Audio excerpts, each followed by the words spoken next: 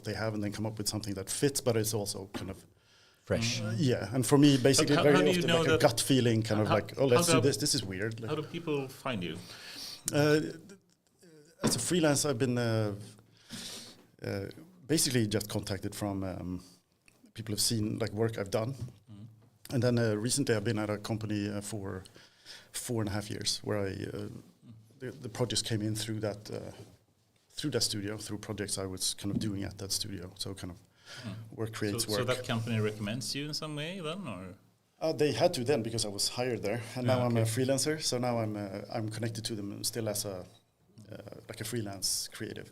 Right. So you're a freelance creator, but you're very much in one way connected to a studio, so you get work that needs to be solved as a consultant or contractor. Even as a freelancer before working at that place, a studio gets a project where it's like, oh, but Magnus would fit as a director for that project. We could, like the studio thinks like, oh, we could basically produce it, but we need someone who can just come up with all the ideas, the weird shit as well, and then we can kind of sandpaper it.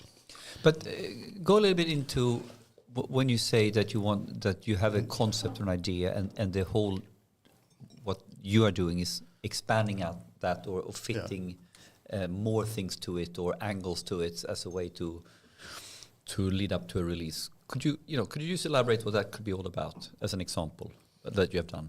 Like the whole process, or like the both. But I think you mentioned an interesting example. You did something for Need for Speed, the very famous game. If you just take that as an example, how did that come about? So that was more. There we actually had like the brief from EA, where they wanted to do this app with this kind of like a companion app where you could customize the cars before the release, for instance. That means we had like there would be like a 10-week campaign before the actual game was released, and then we worked with them on coming up with like how can we make that experience in that app fun enough for people to play. So you create an app that is released before the game is released. Exactly. That's supposed to be engaging people in some way. Or? Yeah, and why I like that project was because it's honest in a way where we're making a toy. We're making something that the people can use.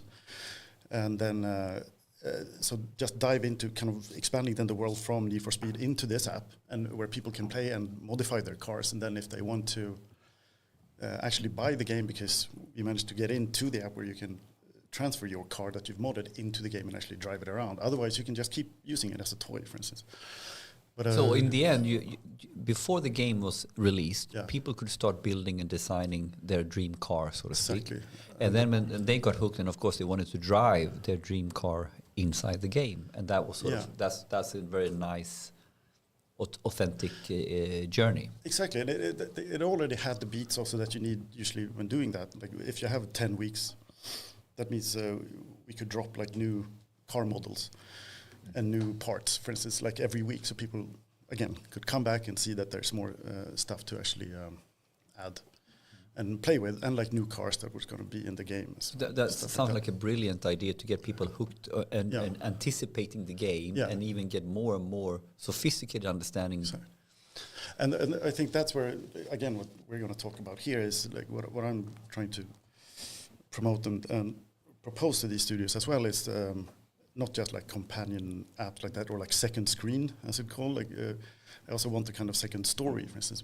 I would like to see even more this kind of, if you're releasing a role-playing game in a couple of years, why don't we start with an experience now where we can, again, also the technology you guys are talking about here, where we can harness that and actually make a smaller adventure, for instance, to start you off way before the actual game is finished. So you start, for instance...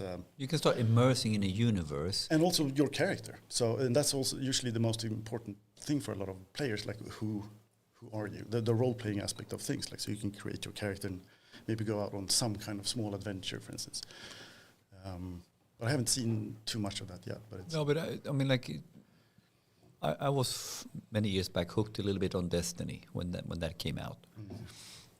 And it becomes very clear that you're doing, in the game, of course, you're building up your character, and you're choosing what type of player you are with your key strengths, and and then as you are expanding into the game, you get more and more stuff that you can do with this character, and you level up. But of course, you can get, and then they're trying to do the narrative and the storytelling, which is a huge backstory that they're trying to fit in or get you to get a sense of during the game play. But you could, of course, start creating that picture of that universe way earlier.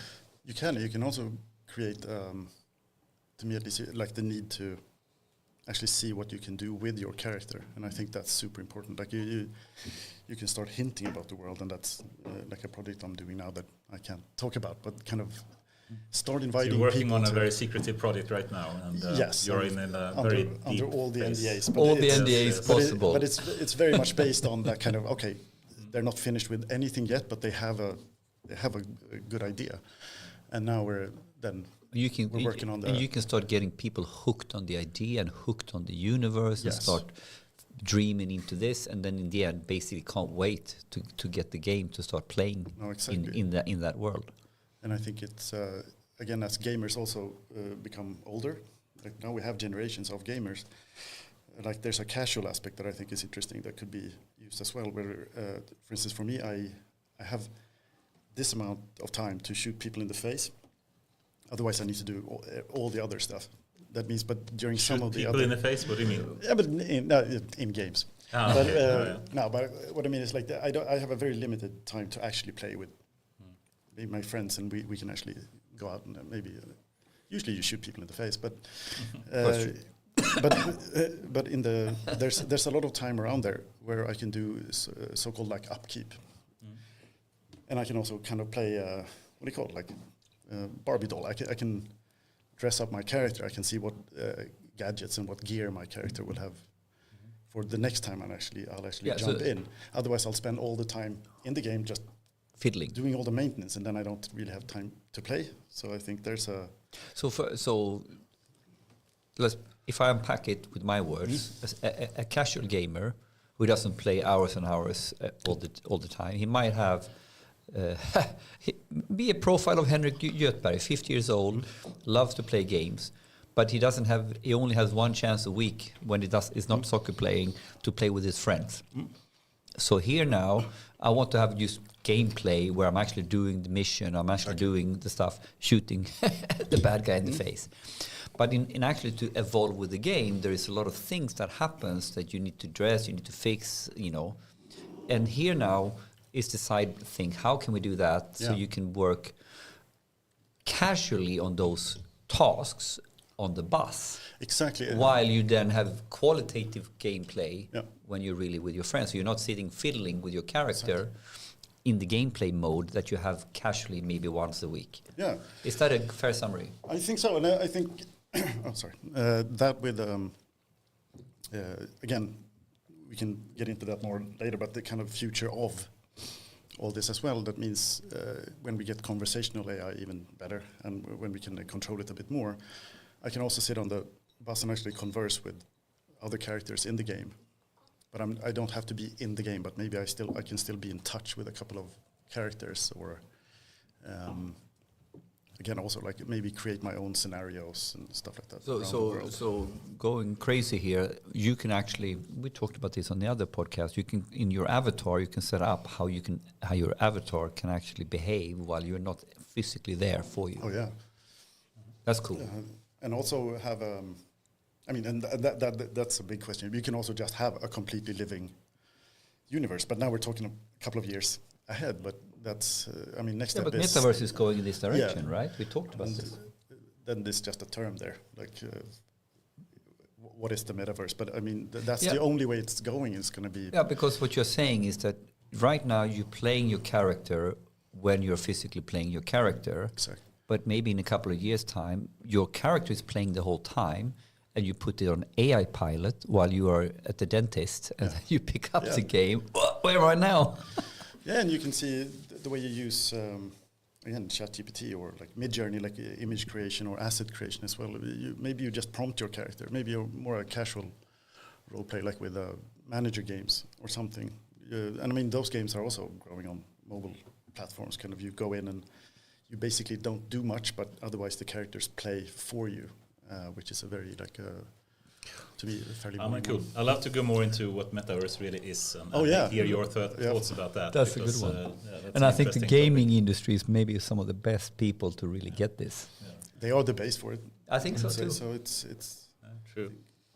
But with that, I'd first like to welcome you here, Magnus Östergren. It's a pleasure to have you here, and I'm very glad that you were able to make it on a very, very short notice. Yeah.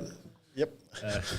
So in short, I think this is the first for us as well, Henrik and me, because we basically have some kind of kamikaze podcasting going on here, where neither of us knew who was going to sit on the other side of this table, and you didn't know anything about it either.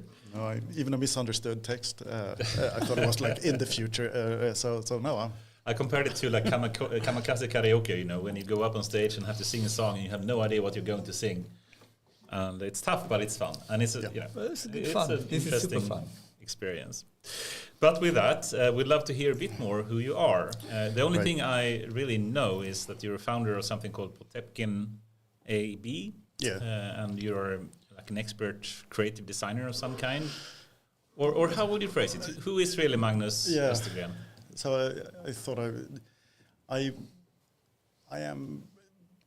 I'm viewed as a professional when it comes to like experience design and like a creative lead for digital experiences, and the kind of concept development, and basically a person you would call if you want to create something fun and engaging that is a bit maybe not run of the mill. So I think that would be the professional side. Otherwise, I'm also I love to try every tool that exists to the point where like. Can you mention some recent tool you tried? Oh, yeah.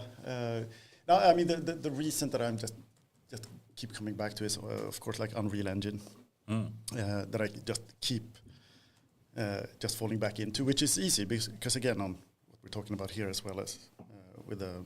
What is Unreal Engine for the people who don't know? So Unreal Engine is a game engine creation software. So it's like the world's leading software to create everything from just virtual worlds to full-on just games. So a lot of game has an engine underneath it, like Unreal, that then they build a concept on and becomes a game. As a background, exactly. You can't really have a game if you don't have like a graphic interface or something to actually play on. You have to see something or you have to hear something. So and that's called an engine, where you basically have code to kind of control everything, and you can put all your assets in and get everything kind of basically running. So you can basically, if you are working and playing with the Unreal Engine, you can start fiddling and playing and imagining your own games. Yes, and I would say, except Unreal Engine, we have another engine called like Unity and a couple of others, and I think that they are the democratization of game creation as well, where they're doing everything they can to make it as accessible and as easy as possible to create either worlds or actual games, and then it just becomes muddy. I don't really care about making a game as, again, just making weird little experiences or just art, basically, in these engines, because they just know exactly what to put in, and these engines just become stronger and stronger. So you're taking this engine, I mean, it's originally done there in order to support gaming studios or people who want to create games, but you are realizing the creative potential in these engines to create art. Yeah, because I think it's been for a couple of years, but I've been promoting it for quite a while. This kind of, we are switching from, how to say this so it's easy. Like before we have had to actually render out media. If you're working on film or special effects or anything, you have to render a sequence out, and it will take a long time to at least get a sequence out. But now with the quality that has come where we are now, we actually have just real time. Everything is real time, and it's becoming stronger and stronger. Just to actually, you can create in real time, and you can create the most fantastic world. And you can actually modify it, and you don't have to wait for it to I need to think about this for a while before you can watch. So let's see if I understand you correctly. I mean, for one, you can create a world, a virtual world in like Unreal Engine in advance, potentially. But do I understand you correctly in that the world can actually be created while you're playing it in some way? Is that what you're saying? We're getting there. It's very close. Like you can set up now. We're so close. You can just set up a couple of rules, and basically the engine can create the world for you. And future on again, when you call it Web3 or Metaverse or anything, that's the whole goal as well for Epic Games, the company who owns Unreal Engine, who also they fund the whole thing they released a small game called Fortnite that kind of went bananas, slightly bananas, yeah. So basically, right now you can set a couple of parameters and then you can kind of populate the world nearly like automatically, which is super fun. But you can also go the completely other way and just like completely go just ape shit on just art and just fun and just connect weird notes with each other. It's hard to explain. So if I take this, I mean, there's a lot of algorithm AI in some sense in these engines now, because you can actually prompt it more or less. Yeah, and then from a prompting perspective, or like the rules you set up, you let the engine populate stuff. Totally, and then you can keep prompting. Like if you're using, I don't know if people know about like Midjourney, for instance, like the image creation one. Yeah. The most popular one. Same thing there, like, but I want to tweak that parameter instead. Like I want more trees, or I want this, and it's not going to stop. It's just. Like, and what level of sophistication in graphics are we at? Quite high now. Oh yeah, I mean, Unreal Engine is also used, for instance, as for something called virtual production. So if you watch like Disney, for instance, they're very they're using it all the time for the Star Wars TV shows, the Mandalorian. All the Mandalorians and all the whatevers. Yeah, like every shot nearly that you see in those shows are Unreal Engine in the back virtual production. So they're standing in a studio with just LED. It's just a big LED dome, like LED dome with a real time. So it's not the green screen thing. It's actually produced or projected into some kind of LED screen. You're just in a room that actually has just full screens that actually show the environment you're in. And even with a roof. That means that's why it's cool with the Mandalorian. He has a chrome armor. We're going into specifics. With the chrome armor, it's going to be hard. With the green screen, it's going to be green. But now it actually reflects the environment he's in. So that's why the show... It looks kind of real. So basically, when you look at Mandalorian, you think the production value is quite high. And you assume that they've been to all these locations. Yeah, exactly. And of course, they've been to some of these locations, but actually a lot less than you think. Yeah, a lot less. Oh yeah, and then you have a camera control to it. That means if you move the camera, it moves the whole background behind the character. And this is hardcore algorithm steering all this. Yeah, and this is just so Mandalorian is the real engine. You know, it's that one of these engines in the back here. Exactly, and I mean with whatever GPUs coming out, that means anyone can basically create the same thing, which I think is... Yeah, what do you think about that? Because I think you phrased it well before. It's some kind of future where you basically democratize the creative aspects of, I guess, creating games or digital experience in different ways. What's your thought about, more and more people potentially are able to create these kind of experiences? Well, I think it's the best thing. Like that could happen. Aren't you afraid that your skills will be less valued in some way? Let it. Like we're the first. I was about to say we're the first people against the wall, but I didn't mean that. But it's no. That's exactly what should happen. There's again a good idea is a good idea, and also an idea is just an idea until you execute it. So again, we have a quicker way for execution and also for iteration, which I think is awesome. And for me, with being slightly scattered, to put it the least, that means I can't really learn. For instance, I can't learn coding. It's impossible. I cannot think nearly logical, which means this is the help, for instance, that I am so happy that we're getting. I can actually generate the logic instead. I can have algorithms helping me with everything except... so this is unleashing your creativity at breakneck speed. Holy shit. And for a lot of people, you can really just focus on, for instance, telling your story. It doesn't mean that all the tools, I think, I don't like all the tools. I don't really like the But I think the really interesting topic to stay at here, and which is amazing that we have a creative designer who works with concepts for major games and stuff like this, and we are now exploring what's the future of this role, how does that impact from AI, is AI democratizing, it's that sort of we are going to lose the jobs storytelling and all that. And here now we have someone who's sort of the real creative genius, who's just going in 180 in his head. Just bring it on. This is fantastic. The discussions have happened so many times with people in different teams I worked with as well. And the worry is there, but I mean, you can be very, you can be slightly evil, and but then get better. Because again, if an AI can do your job, like let's discuss that on a creative side. If you in your craft can kind of give something from you and it feels like it's from you, I don't think you're not going to be that affected, because it's just going to be it's just going to boost. Yeah, because people still do. We talked about it a bit earlier as well. If I put together a brief for a project, of course I steal everyone's work, and I put the brief together and say, look at this. It's going to be something like this, and it's going to look something like this. Exemplified today already. You've done it for 10 years. Yeah, it's anything you do, you first you steal if from someone else and then you show. Correctly, I mean, for one, you as a human are inspired, of course, from what you have seen and read before and the work you have done. Yeah.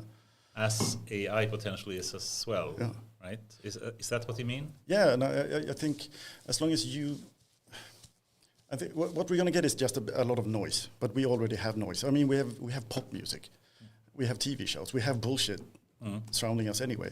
So this is just, to me, it just adds to the noise, but sometimes you have something good popping out, and that's going to be good. It's going to be good anyway, I would say. So in reality, more noise in terms of more people can do shit, but the good quality stuff will still stand out. Yeah, and this will also empower people who have a great idea, but they don't have the network to maybe create all the assets. And so democratization means that there are people who are brilliant in idea making, but they don't have maybe the coding skills, so they don't have the network. And now all of a sudden, you can be brilliant in your basement, and you actually can get this stuff out. Absolutely. I mean, it goes to the level of me coming up with a lot of strange things, and I can just put the full chaos into ChatGPT, and it will actually give me a nice write-up on my stupid ideas. And I was like, that sounds smart. I'm now smart. I sound smart again. Yeah. No, but I mean, again, because otherwise that would have taken so much time for me to do a write-up instead of actually getting that. So even that is, and then why then not have a 12-year-old coming up with a cool idea and basically asking a software to kind of create it and see what it is, and because otherwise we might have never seen it. So again, it's no, I think it's. So you're pretty psyched on this whole what is happening right now. I mean, like you're psyched on this, and it's more things that can. Oh, absolutely. I of course I need to.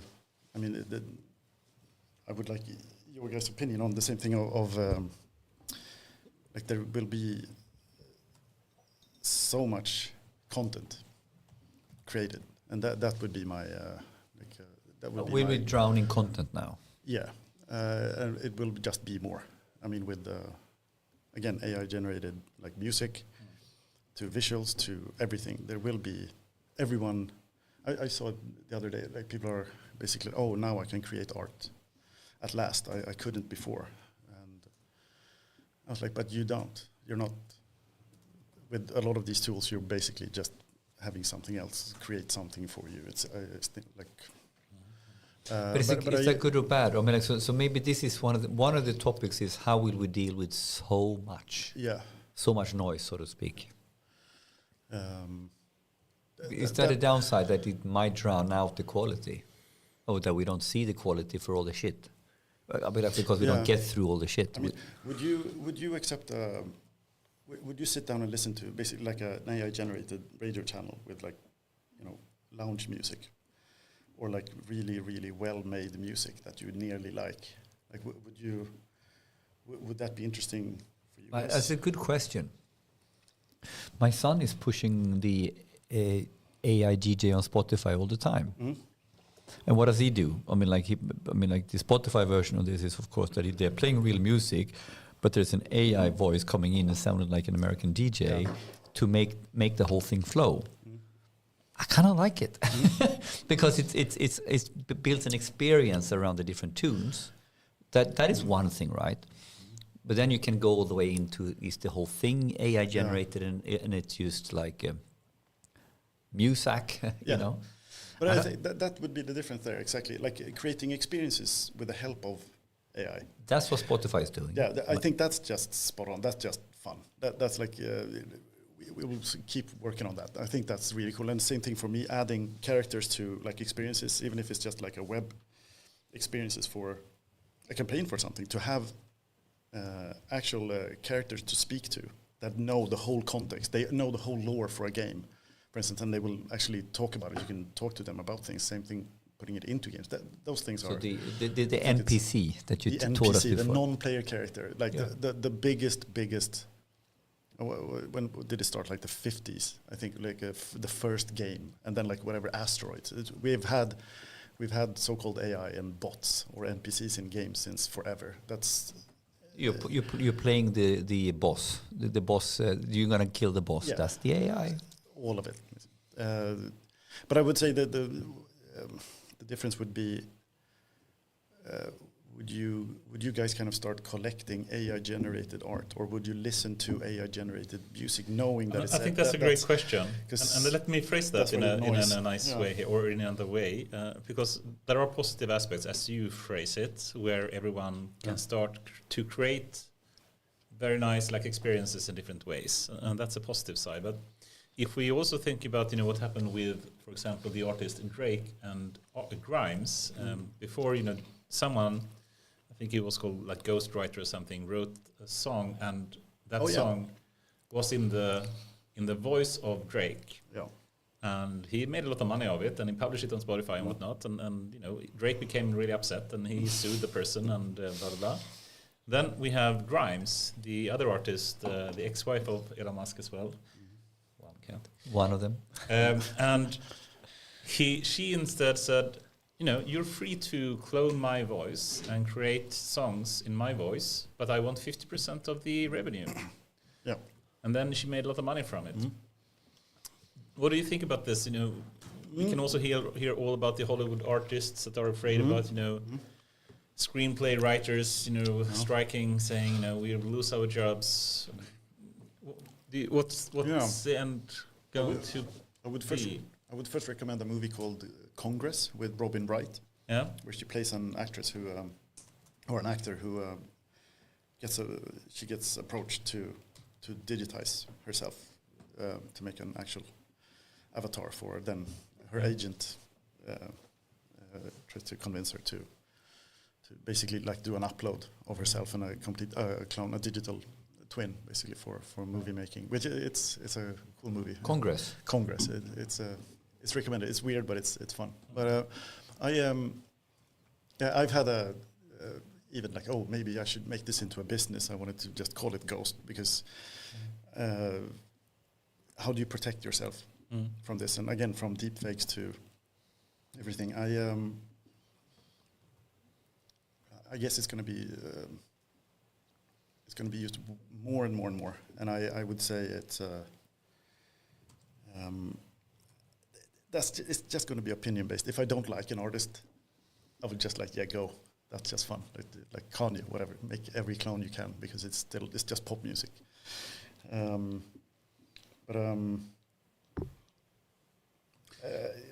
don't really have an opinion, as long as if someone says yes. Like if I was an actor and someone asked, like, can we actually make a clone of you, and then here's a contract how it can be used, I was like, yeah. Why not? I bet we're going to see Mission Impossible 5000, because Tom Cruise will never stop anyway, or he's immortal. I heard another story with I think it was like an ad with Tom Hanks, and basically someone created a fake ad with Tom Hanks in it for, I think it was a dental plan or something, and the dental plan and became really successful, and it looks like Tom Hanks, it sounds like Tom Hanks, and they're trying to promote it without the consent of Tom Hanks. Oh, that's an issue. That is the issue, I guess. I remember again trying to actually finish that show. It could have been the Mandalorian thing again. It ended with them meeting a young Mark Hamill playing Luke Skywalker. Yeah. And I was like, oh, look at that. But my only thought was like, I want to see that contract. I want to see what that deal is, because again, can they just do that? Because it looks slightly like Mark Hamill, and you don't own Luke Skywalker. That's Disney. So what does he actually get out of that? Everything, like, is it just an honor system after a while? Like, what do we do with that?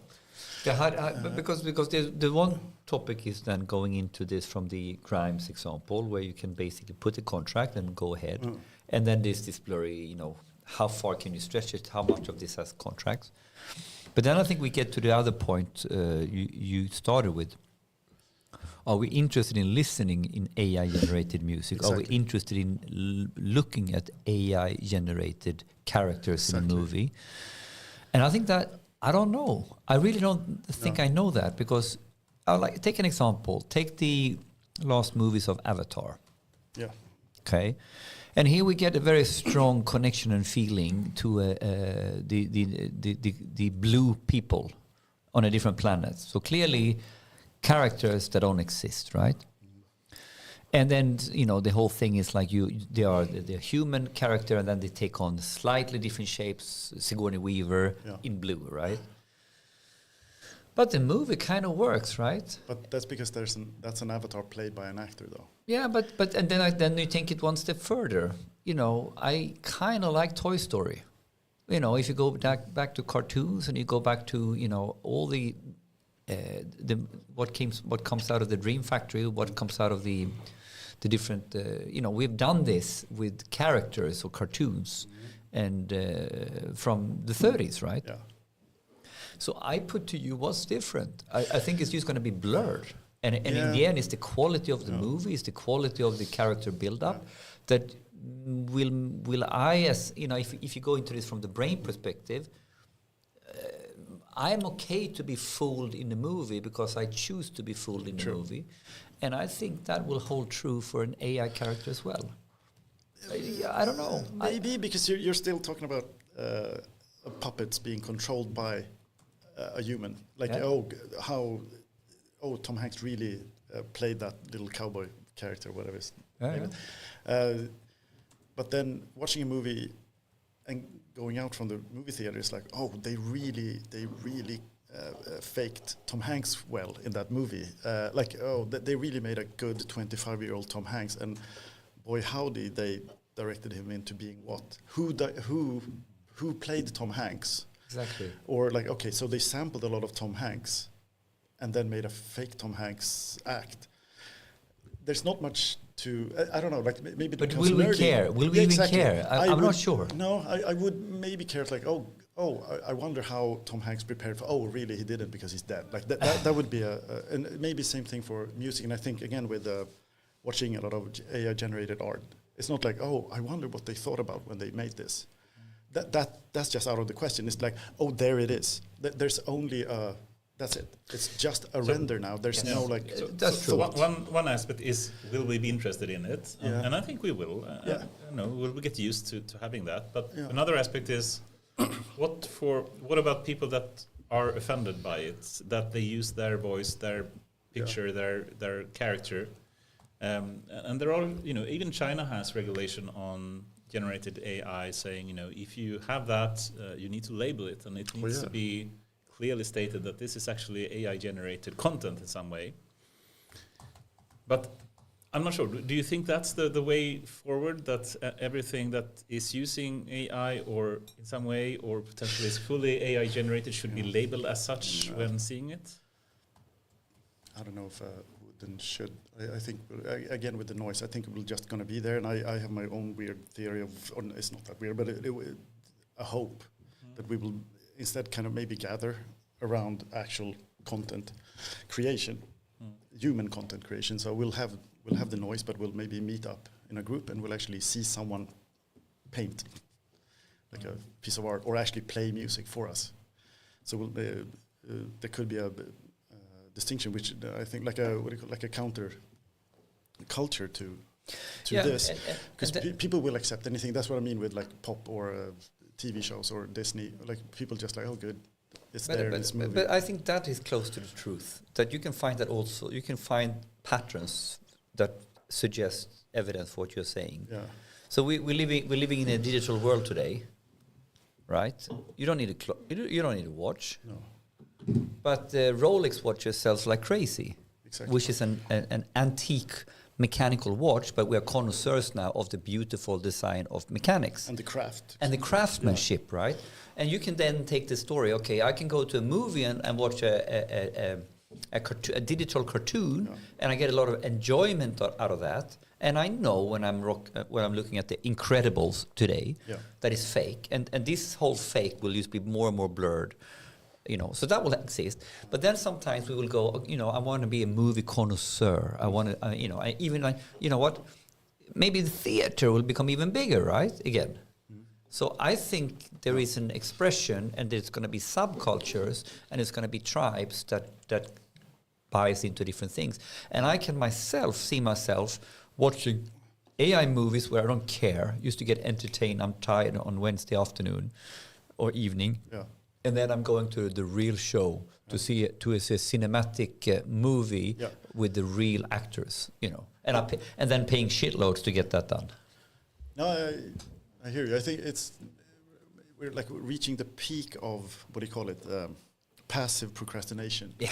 Like before we have like passive procrastination being watching a TV show written by humans. But there's still anything you do in your share is still more passive than what they're doing on the screen. And now then watching a show that is not even generated by humans, you are basically, you found peak. That's the peak level. Peak nothing, basically, which is, but again, if it's just to kind of shut off, maybe. But I don't know. We watch television every day used to shut off, in all honesty. Yeah, no, TV is bad. And in that sense, I know TV is bad. I still want to spend my hour. Yeah. Do I fucking care in that sense if that's an AI generated, if it gives me a laughter? I don't know. No. But it has nothing to do with quality. No. But let me try in a statement here. I think potentially what China did it's not the right thing, saying that anything AI generated should be labeled as such. Because I think in the future, even if it's human involved in some part will also be AI generated. So it will be some kind of co-working situation where stuff or content is using AI, at least in some part. And I don't think it's necessarily bad and that it is AI generated. What I do think is bad is if it's true or not. Saying like in the example of Tom Hanks and the dental plan ad, that is clearly not true. Yeah. So I think, and it's perfectly fine to generate stuff that is not true, but then it should be clearly stated that this is fake. This is not Donald Trump getting arrested. This is not, Tom Hanks in this ad. It's just a generated version of him. And perhaps I think that would be a better thing to regulate, to say if it's fake or not. Yeah. Would you agree? I think, I think I agree. I think it's, as we talked about nearly on the tribes thing, it's basically like how was this produced? But again, we're already, I mean, everything is nearly now produced with the help of AI. If you want to just as a trendy, and it can be true stuff generated with AI. I mean, yeah, exactly. I'm in a strange place here because it went too fast. From I've been looking at it for so long, like what could AI, and also just reading way too much like cyberpunk novels and like the sci-fi because like this is awesome. Nearly wishing for a dystopian. It's like, oh, that's a bad idea. But then actually see an explosion and everything nearly just happened. Like from Midjourney to ChatGPT, just everything actually just blew up. So I'm still kind of enjoying not knowing. So that's my enjoyment of it. I have no idea. Like when the Donald Trump images, I was like, is that? I was like, no, maybe it isn't. And we don't know anymore. Right now, we don't know shit. So it's still art for me. Everything that is happening right now is just one big art, because I have no idea. But I think if someone is claiming something to be true, no, I would say, and that is clearly not, then that should be possible to prosecute. But I completely agree. And again, on deepfakes, that's what I talked about the ghost thing. I was like the business idea I thought I had there for like. What's that all about? Was to kind of basically like troll the whole net for like you're a politician and you ask me to basically secure your ghost. That means we take everything, all the content ever produced by you and with you on camera or that is audio, real. Everything real. We control with you everything that we have on you, and then you analyze all of that. That means any deepfake that will come out, any content that will come out that is not real, we can now pinpoint. That's our job, is to actually just. So the business study Ghost, that we have a control. We know together with you what is real. Yeah. So now we have basically the data that very fast pinpoint fakes. Yeah, like.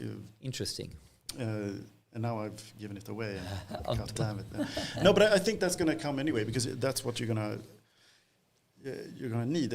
Because also, yes, you can try to label it, but then I mean that's not going to work. No, I don't think it's a sustainable way. Not at all. And we're going to use semi-famous people, and everyone's going to try to copyright themselves, and then we just.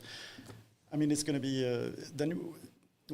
you're just going to generate like a crowd for a movie or something, and you're going to have faces that looks exactly like other people. And what does that mean? Again, then it's just visage. Then it's just something else. So I don't know. I think we should try at least. Yeah, but one way that I think about this is that you can use AI-generated content for really good purposes. If you just want to, for example, summarize what is happening right now with Hamas and Israel or something, and you ask AI, please summarize, all the news articles in the last couple of days and give me a short summary of it. That is still true, and it's a helpful AI-generated content that is hopefully true at least. And to simply label something to be AI-generated or not is not really helping. What should be helping is to say, we claim this to be the best representation or content that we believe is true. But if someone is trying to do something that is clearly fake, like the picture of Donald Trump getting arrested, and they claim it to be true, that should be really you need to be able to prosecute and punish that. Yes. There needs to be boundaries here. Yeah. That there are some stuff that you need to be able to go after by law. Yeah, I agree with that. Yeah, and also, I mean, generations coming have no idea what's real or not, so it's going to be more and more sensitive. Yeah. Should we switch gears? Yeah. A new topic. Metaverse, do you have a topic? What? Should we go Metaverse, perhaps? Yes. Or do you have another one? No, I mean, like, I would like to. I was also trying to explore a little bit more. I was curious about you and your professional line of work, creative. As a creative director, we went into the rabbit hole of what AI tools use with the Unreal Engine, and we didn't get any further. So I was just gonna, so what is your take on how different things in AI is coming now into your particular role as a creative director, and if there's any tools that is sort of becoming not mainstream maybe, but is part of the repertoire now already? Yeah, I think it's nearly the same as for other businesses, of course. Like we talked about the support from like ChatGPT, for instance, to get to create content like that, and of course then the image generation, like content creation, and that is going very fast. Like now you have, it's not finished, but for instance, you can basically apply either with a text prompt or with a reference image, and you will generate a 3D model that you can use. So in your concept design now, these things, of course, I think it's quite interesting because we have different tools that can do different things. Yeah. But you did it in a really good way, how you defined, for example, this is right before the camera came on, the creative process. And typically, you were in a project right now, very early stages when you're in the design phase or ideation phase, and you were highlighting double diamond design thinking. Yeah. We start basically with divergence to from a basic idea, explore crazy ideas. And here we can use AI to get crazy, a plethora of totally. angles. Yeah. And then you flipped it.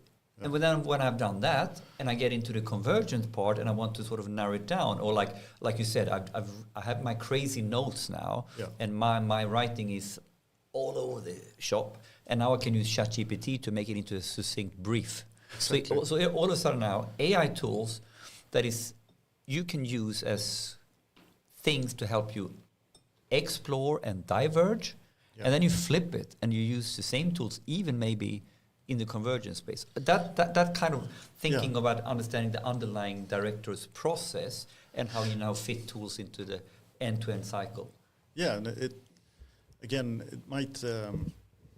I think it's super interesting. Again, it doesn't take away from having a team of people you really sync with, and then you can work that out. But the amount of versions of everything that you can get, I think it's insane. I think it's so much fun to use, and exactly that of first getting, as you said, like the plethora of concepts, and actually being able to like pinpoint a couple of like that actually resonates with what I was thinking, to then get it done. But I think, and that's getting closer with. I think with visual will be the same thing, that you can basically what we call like a mood board. You select maybe 20, 50 images of kind of, this is kind of the mood that I'm looking for visually. Could you please kind of merge these and make a couple of versions from that? The whole mood board to a web page concept. Oh my God! I mean, like you're prompting 10 images and you're doing some text prompts where you kind of write the feeling you want, and then you can boom get a layout and examples of layout. Yeah, and my critique would be that it's just using things that has been made before. So that's why I kind of, it's helpful, but I usually then I look at it, but I usually then kind of discard it and just go somewhere else anyway, because you know that it's still just using history. So this is not an original enough idea. No, but it can give you a couple of ideas. But otherwise, do you think AI cannot be more creative than humans? Deep. I think it can. I think we can tweak it. I think we can tweak it too, but it can't really. I guess it can't maybe beat like a drunk. You don't think? Idea. I think AI sometimes is really drunk. Yeah. But I think it's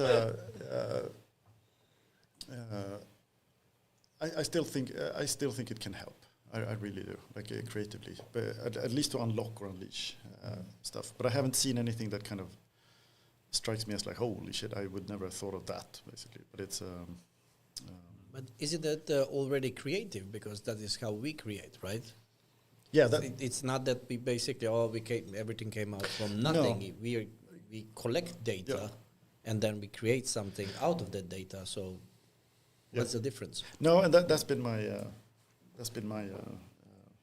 truth as well. This kind of like we're already just doing this. This is just speeding things up, basically. So I don't really have but I don't know if it's more or less creative. But again, it's the best co-pilot for getting maybe that's the way to look at it. That it's your Batman and Robin. It's your co-pilot. Yeah. Perhaps you can look at it as AI certainly has its downsides, but also some upsides. But I think you mentioned before that you can use AI to get a set of diverse ideas that you can continue working with as a human, and in that way you can potentially use AI to make humans more creative. Right? Absolutely. So then the co-creation of a human and an AI is potentially better than a human by itself could ever be. Oh yeah, and I mean I had fun when I was a young person playing with synthesizers and just like trying any key and an arpeggiator, and I would say I wasn't playing the arpeggio. The synthesizer was doing that. I know that's very, very rudimentary, but it's still like. That was the base of art by accident, which I think is the most fun way to do anything. You basically throw some shit on the wall and see what sticks or what it looks like. And I think AI can really help with that. And also, I think it's more the fact that people are using tools that only use other people's work. What I think is interesting is if I would throw everything I've created into one of these models, and I ask it to collaborate. Me collaborating with me, my ego is here. No, but I think that's like if you're as an artist, you just throw everything you've ever drawn or written, and then like, okay, let's co-create something. I think that's super interesting. For instance, it's slightly masturbatory, but it's still. I think we can. What would happen? What happened if you had the database of your own creations as part of your LLM? Yeah, I mean, for one thing, it could be. Then we get in a blurry place where you could create so much more and so much faster and get so many more variations that you would ever possibly do yourself, from like kind of your art style or from even your writing style, which I think is really interesting. But where's the? But going back, you used to close down the topic of tools, and you know, so in practice, you know, what are the sort of tools you've been fiddling around with? Professionally and maybe also experimenting privately. So we talked about Real Engine. Of course, we have the Midjourneys and the ChatGPTs in this creative process.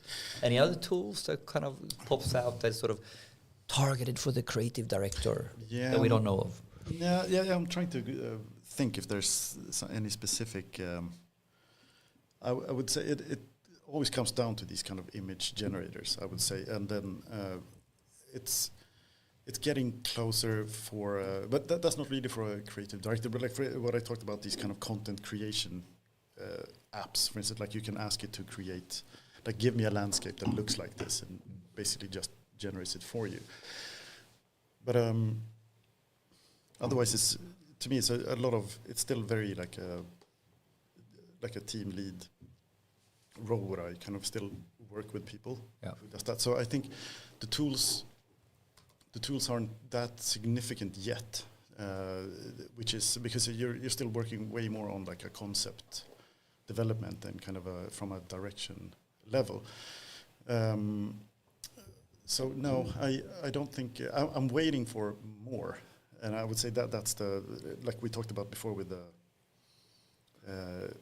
when you get to trust a bit more on creating, for instance, characters. Like that, like from a narrative or from a storytelling perspective, I'm really looking forward to defining a couple of characters and some, for instance, backstory, and then get to start to interact with them, for instance. But we're still on the kind of cusp on getting those, I would say. Yeah, I think we can. Yeah, man, let's go a bit to the metaverse, I think. Yeah, you know, I because think it so. sounded like you had some thoughts about that. And I think a lot of people are confused about what is really the metaverse. Is it here or not? Or what's your thought about the metaverse? What's the metaverse to you guys first? Because I have way too many opinions. But what is it to you? Like, well, I think you can have like a scale of what the metaverse is. In some, you know, in the broadest sense, you can say that any kind of digital experience that is not the physical world is something that we can call a metaverse. That means even going on social media of 10 years back is some kind of metaverse potentially. A very like low grade of it, but still some kind of non-physical experience that you can have. And then you can go to the latest, you know, I saw the podcast with Lex Friedman and Mark Zuckerberg in their new metaverse, you know, with two dead people speaking. Yeah, with the codec avatars that they had. So basically they have laser scanned themselves. They have an AI that is modeling the human face in real time. And then basically you can see in the virtual world that they create in the metaverse in real time, even though they're not there physically, but you have like more or less a perfectly physical experience, or physical is the wrong word, but a very believable rendering, and also you can see, it basically copies, clones the whole experience, and that is a really amazing kind of metaverse. But then you have everything from that, you know, in some kind of scale. Yeah, I mean, from like World of Warcraft. Like where do we start? Or like Counter-Strike, or like again? Is these metaverses ? Are games metaverses? I mean, to me they are, because you're in a space and you interact. As long because we have interact. If we break it down into definitions here, we're interacting with other players in a digital space. You know, I would say that, like again, like games built the metaverse. I mean, it didn't exist before people started actually joining servers. Did you use the Second Life metaverse, by the way? Yeah, I tried a bit. But again, I'm not... that's a very strong point. The Second Life hasn't really... We're just doing Second Life. Every time people talk about like whatever Web3 or Metaverse... Bring me in on this Second Life was the first kind of I would say, okay, then like more the passive or semi-active Metaverse world where you create your avatar and you can go around, you can build your house, you can dress up, and you can join very, very strange communities. I mean, they went far. I mean, the bondage. This is an old thing. It's like 20 years ago, and I worked at the university at that time, and we actually created or had like an island or a piece of land that we bought. You could buy land in the Second Life metaverse. Yeah. And then we could have classes happening there, and then you could have your avatar going around, meeting and speaking to people in Second Life. And it was really an amazing thing, I think, for happening 20 years ago. And it had nothing to do with having goggles on and all that, because you just live in a digital screen, but it's the point that you're interacting. But it didn't really take off, and it basically died down. Yeah, because like, when I talk to clients, I mean, fairly often talking to clients who want to make like, we want to make a metaverse thing or a Web3 thing because they've heard the word or it's cool. And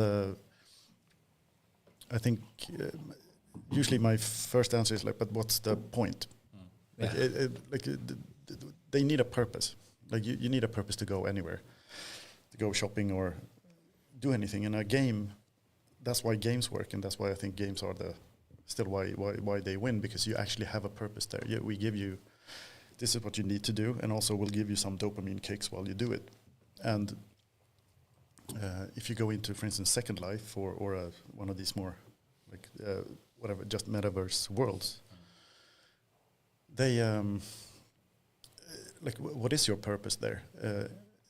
Instead of just like existing, because that's what we already do here. So then I would expand Metaverse to being just on your phone all the time on Instagram. And yes, that's back to what Facebook is a sense of Metaverse. Yeah, because we are creating a new reality now that is basically your digital, your online avatar.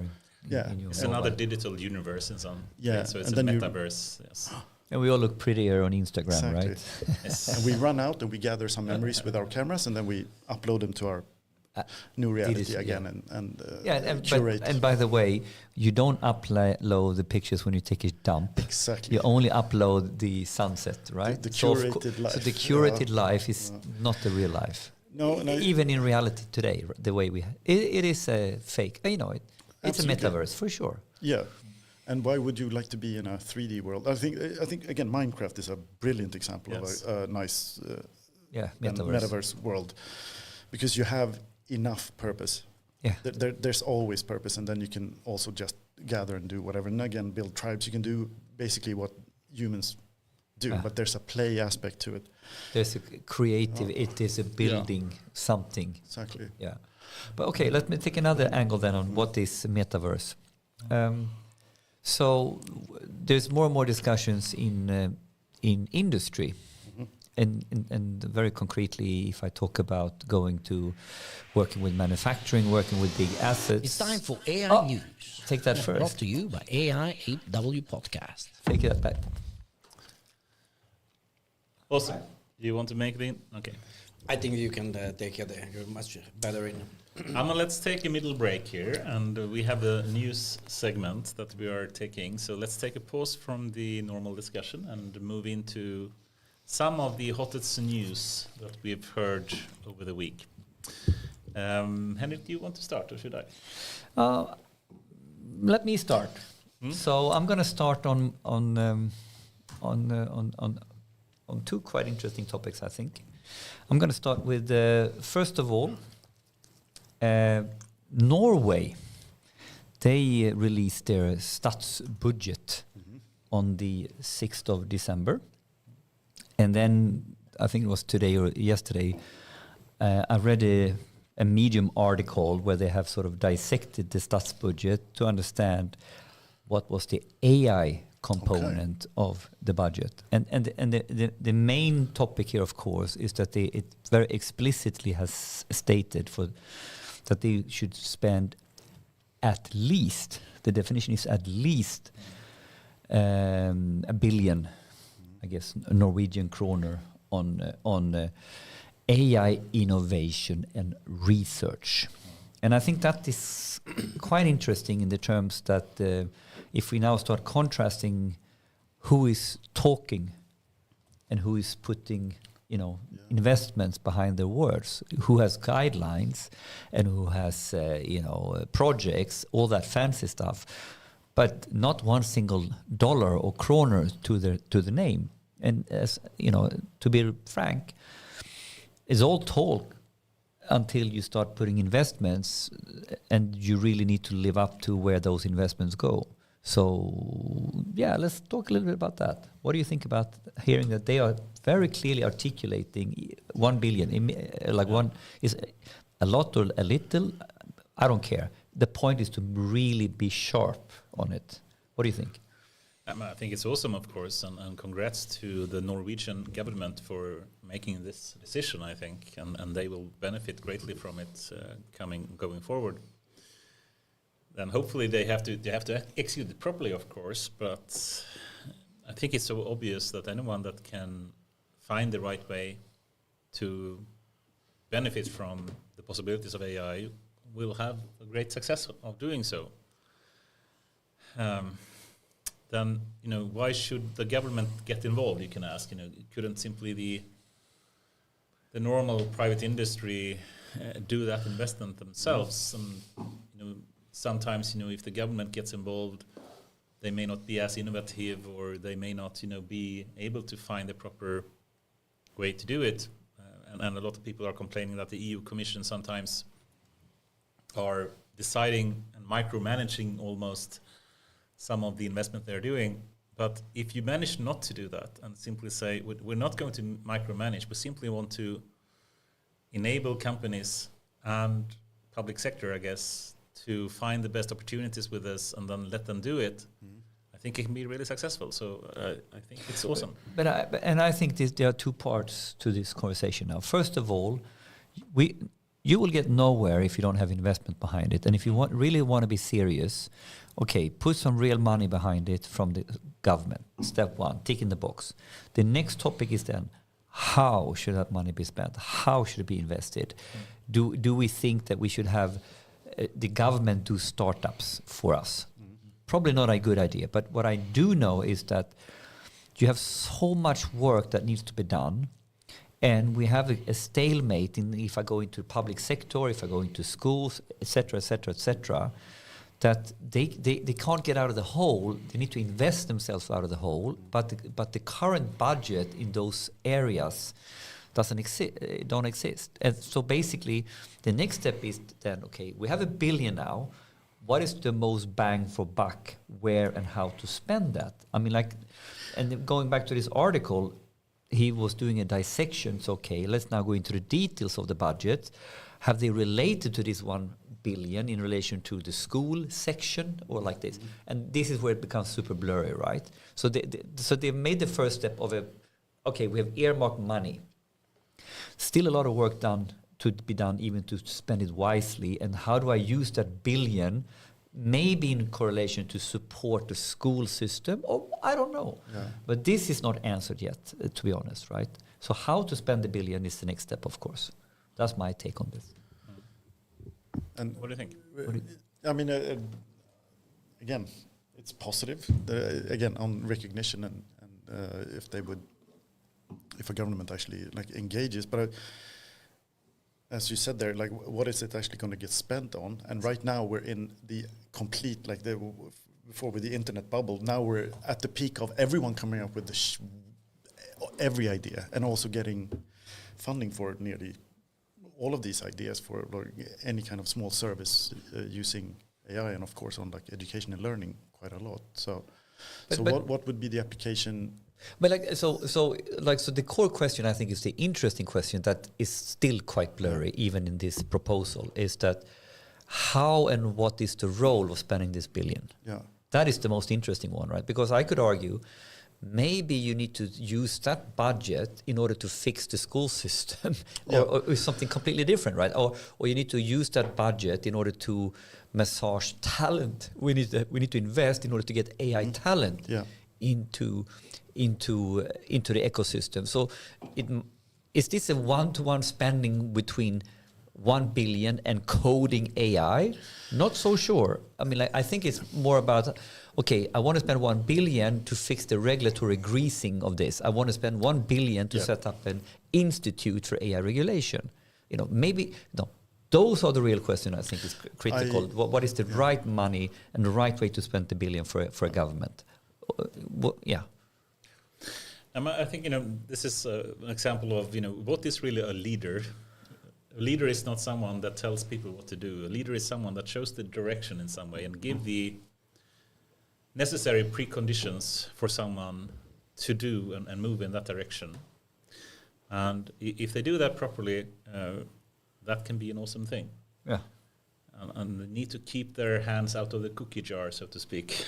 They need to do it with the mechanics that is smart. I mean, like you could even say, we have 1 billion in a fund, and now it's up to you, dear departments, to articulate how you're going to tap into that fund. I don't know. There are many ways.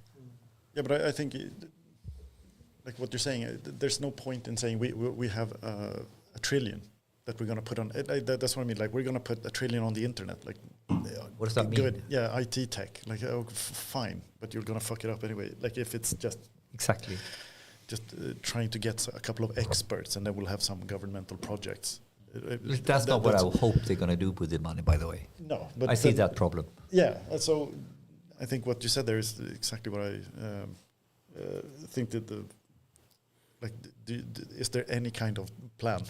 Basically, like, is there anything that, for instance, what we talked about before, we have to, anything from like whatever, security or deepfakes, or as you said, like actual, like, what do you call it, like communal education. Like, we're just going to put everything into how classes work better when you have around like 35 kids.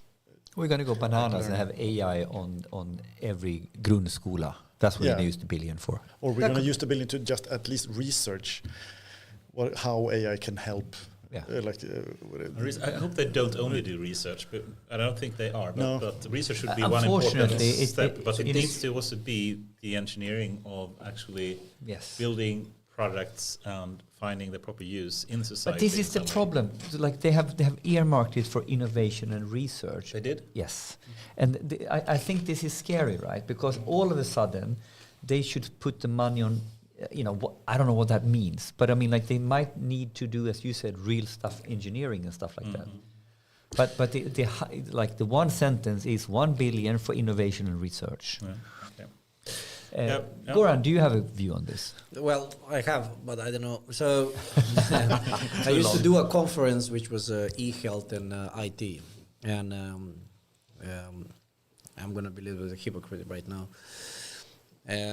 It was so easy to do that conference because what happened is that the Ministry for Health and so every year there comes like, hey, we're going to give 1 billion to e-health.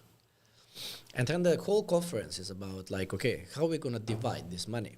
So the regions are going to talk about how they're going to divide the money, and the communes are going to pitch with the projects, and then the small players will basically be part of it. And there is no silver bullet there, and every year you can give 1 billion to AI, but there is no real plan how to utilize it, as you're saying. Then it's probably just wasted. But it helps to have a budget. Yes. That's the starting point, right? In Sweden right now, we had like the Prime Minister came up and he gave a commitment to AI, but put it in money, and then there is people who will spend those money wisely as well. So it's not a problem. So budget helps, and I think it's a good step for them. Let's see how it's going to go. Yeah. I have a connecting story actually, and a different way to simply force, if we call it that, people to use AI in different ways. And this is actually from the Swedish company Klarna. So they, as you may know, have, it's not that one, by the way. Cool. We have 2 from Klarna this week. Oh, yeah? Yeah. So, they did a massive layoff recently, and they had a massive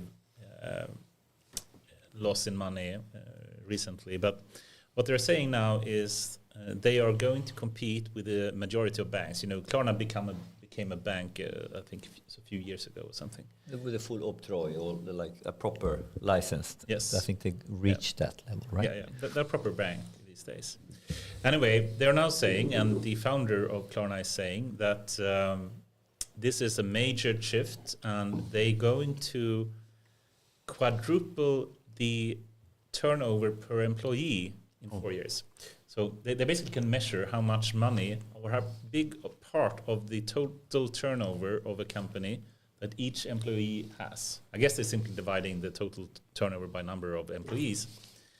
Yeah, but if you're letting go of people, that equation is very simple, right? Yeah. Yes, that's a simple one. But if the turnover then dips, that would be a problem. Right? So in this case, they are saying that they are going to quadruple the turnover per employee by using AI. So then they're forcing, basically they have, I think the founder of Klarna had, they knew the founder, Sam Altman of OpenAI, a long while back, and he also has some kind of investment company, I believe, that did invest very early on in OpenAI. So they have a clear Connection. connection to them. So basically they have given every employee in Klarna now full access to ChatGPT, and they are supposed to use it, and are even tracking employees if they're using it or not. Oh wow. Okay. And they are hoping that by having this full access, they can do everything from customer support to money laundering detection and credit risk evaluations and whatnot. But they are saying that by doing this, having AI as a co-pilot, I guess, once again, everyone is doing that, but they are basically forcing, perhaps is the wrong term, but I think more or less forcing. They're forceful in the direction that you're supposed to take support from AI. But they're tracking basically if the employees are using it or not, and I think that's more or less forcing in some sense. It puts a very clear statement that what is behavior we want to see. Yeah. This is very close to forcing, by the way. They gave a good example, I think, here. They said basically, if you want to switch your mortgage from some kind of loan that you had to another, it should just be the press of a button. That is how efficient a bank should be. Yeah. And that's certainly not the case with the large-scale banks that we have today. So they claim that the large-scale banks that we have has a massive tech debt. They have profits that are far too high. It's not necessary to have all the administration that they're having. It should be possible to significantly reduce the administration costs that they have. Yep. So they are now going to significantly improve that and say that the massive expenses that they have will drastically drop. And I think that's a good thing. And that will be exciting. Okay. We've seen several statements like that coming out of America, coming out of IBM, where they're basically like, are we going just on the hype train now and just putting this kind of storytelling in order to sort of, not greenwashing, but AI washing what we're doing? The company in Sweden did that very early. So is this AI washing or is this true? I mean, is this something that can be... Do we believe that this can actually materialize? Or is this just a blanket statement? Again, without a plan, as a budget without a plan? I mean, for one, they say very, very strong direction. You're required to use AI for your everyday work all the time.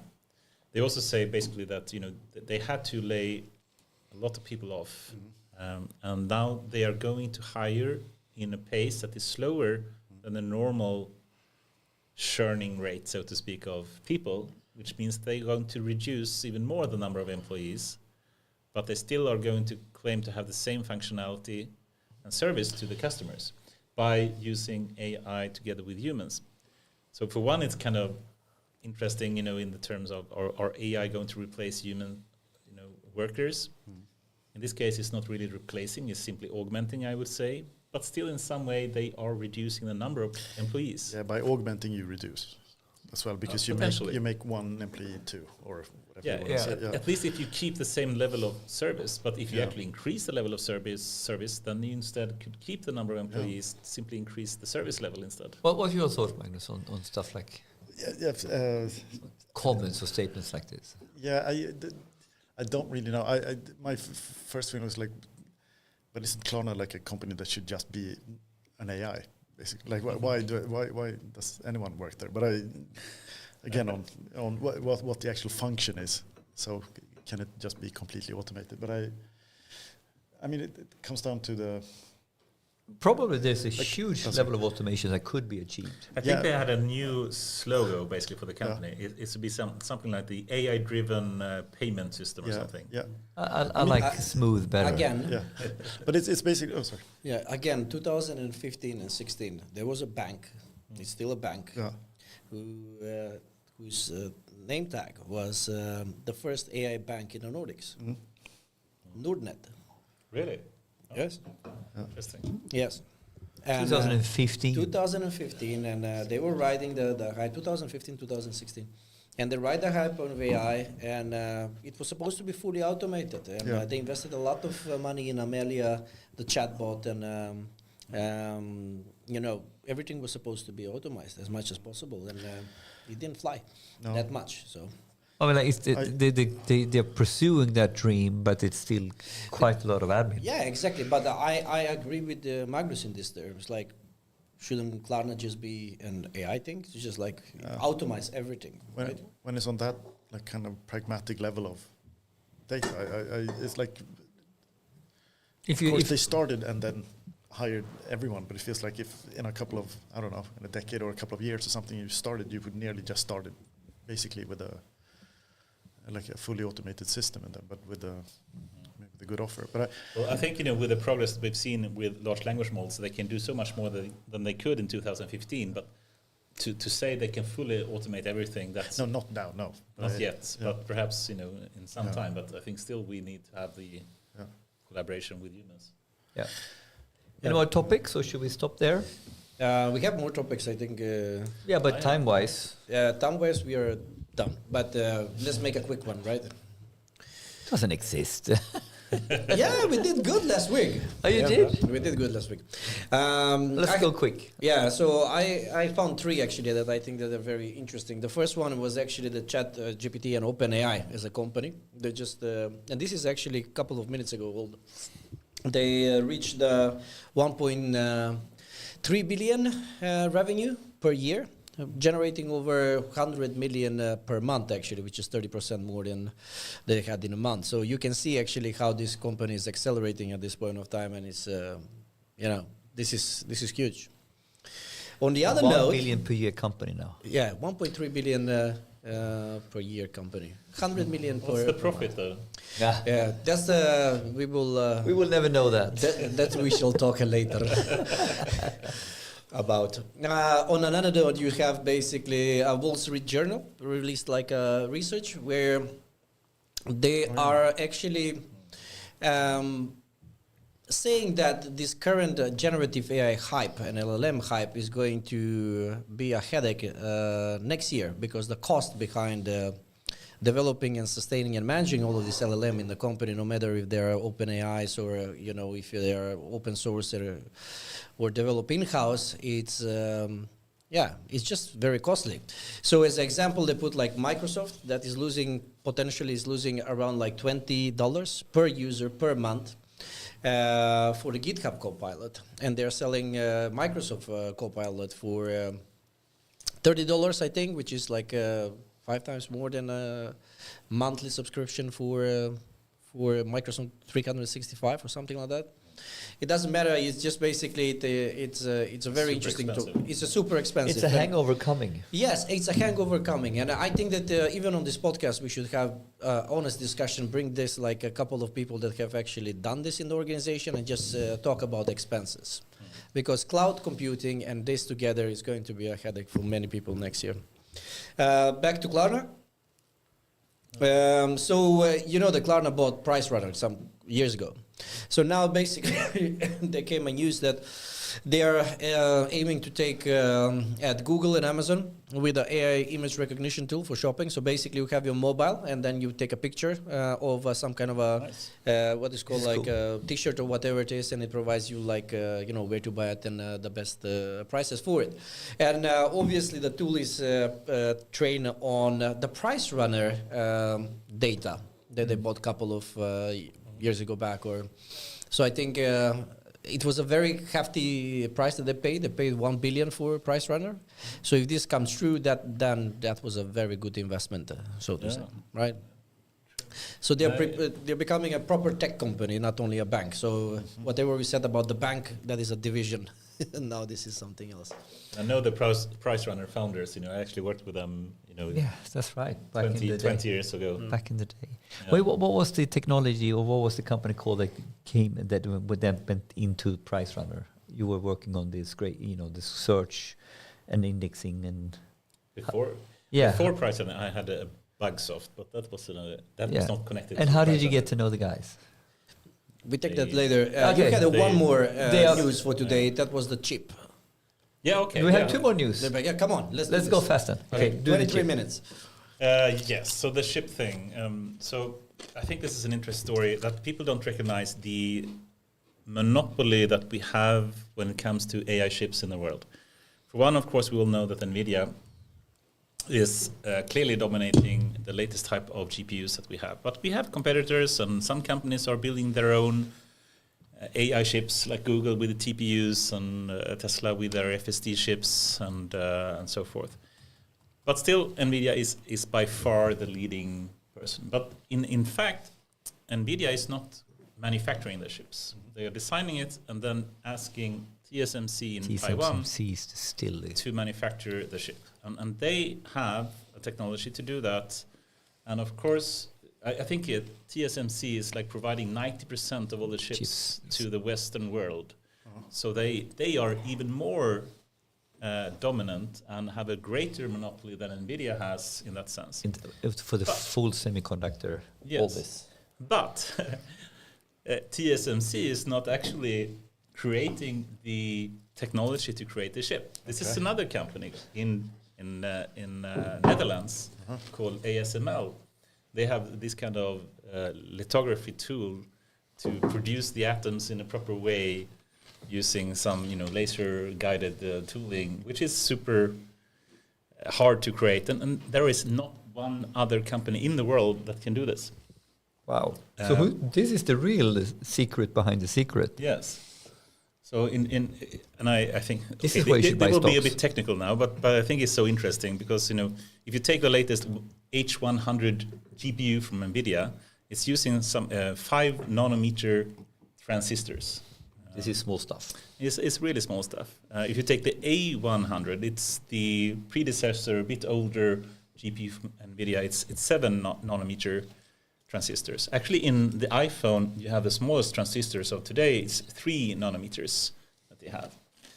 And these are, the only one that can actually create this is this ASML company in the Netherlands. And they help TSMC to produce them, that in turn help NVIDIA or Apple or other companies to do so.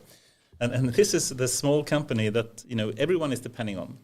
And of course, China is very dependent on this, and with all the kind of export blockage that we have now, this ASML is not allowed to export to China, for example. China is now actually producing a new company by themselves that is able to do what ASML can do. That was my question, like why, how, and why? Yeah. Are they the only ones? Yeah. But it is super hard. But Yeah, so obviously. what is the core? What is the core technicality complication? Yeah. What are they doing that sort of goes into what TSM? Everybody. It's really a really advanced, hard, manufacturing process of doing so. And but apparently now this Chinese other company are able to produce 7 nanometer chips. So 7 nanometers is this A100 level of quality, which is a really good one. And China before had nothing even close to this. So even and being able Apple to do uses this. This is what you're saying, or is Apple is using like 3 nanometers. It's the most. Yeah, but do they know how to do this themselves, or they no. go to the same? They go to the same.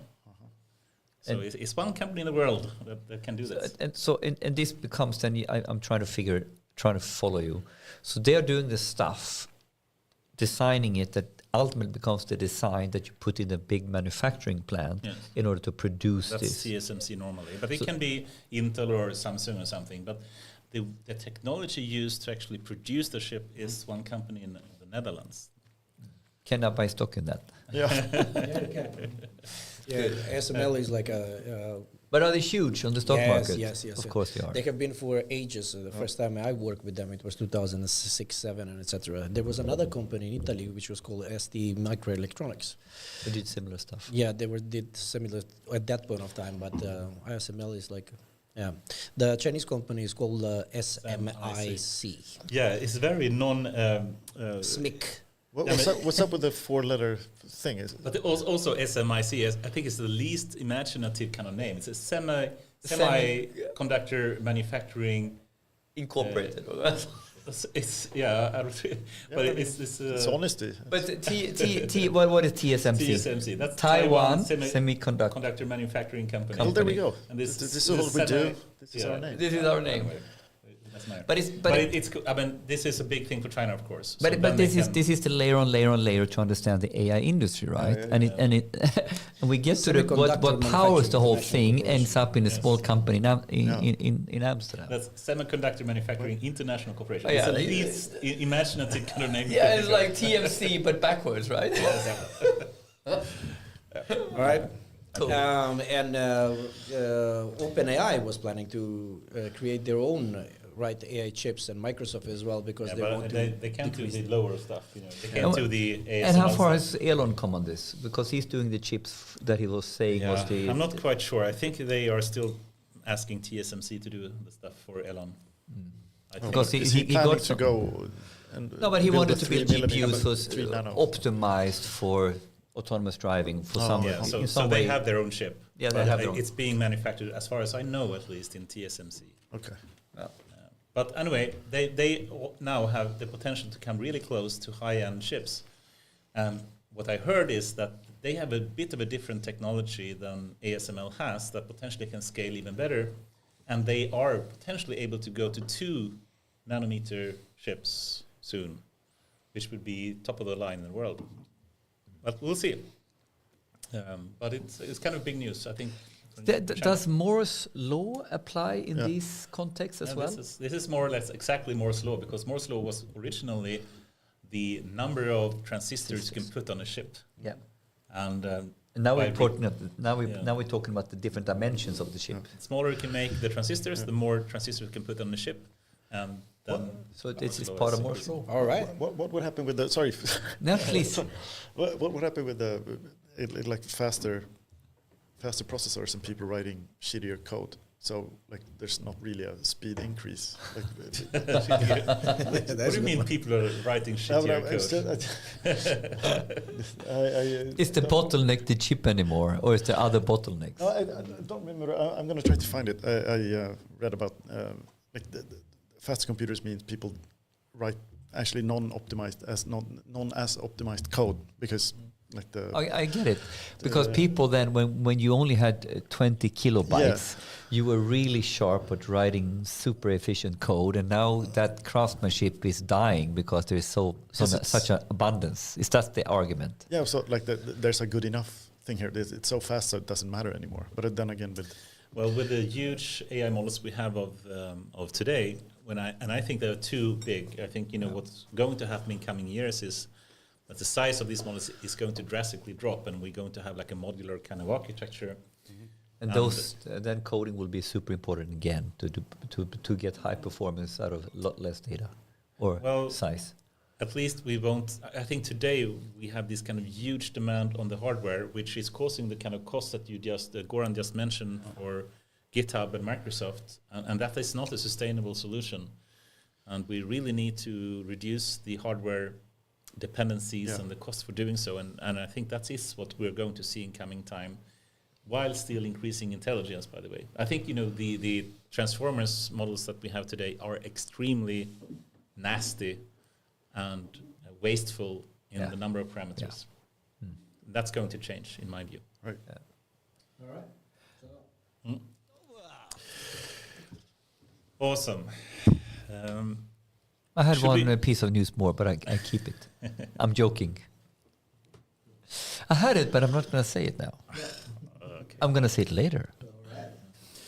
Perhaps we can move to. You mentioned. Did we finish Metaverse? But okay, let's continue. I thought this was the end. No. Of the thing. No, let's go. This was halfway. Yeah, okay, let's dive back in. Yeah. You want something more to? I would love a beer, please. Yeah. But if we spoke about the metaverse, but We can if we speculate. move, you spoke about Web 3.0, and I think this is a very controversial topic, and I have my very subjective thoughts about this as well. But what do you think and mean when you say Web 3.0?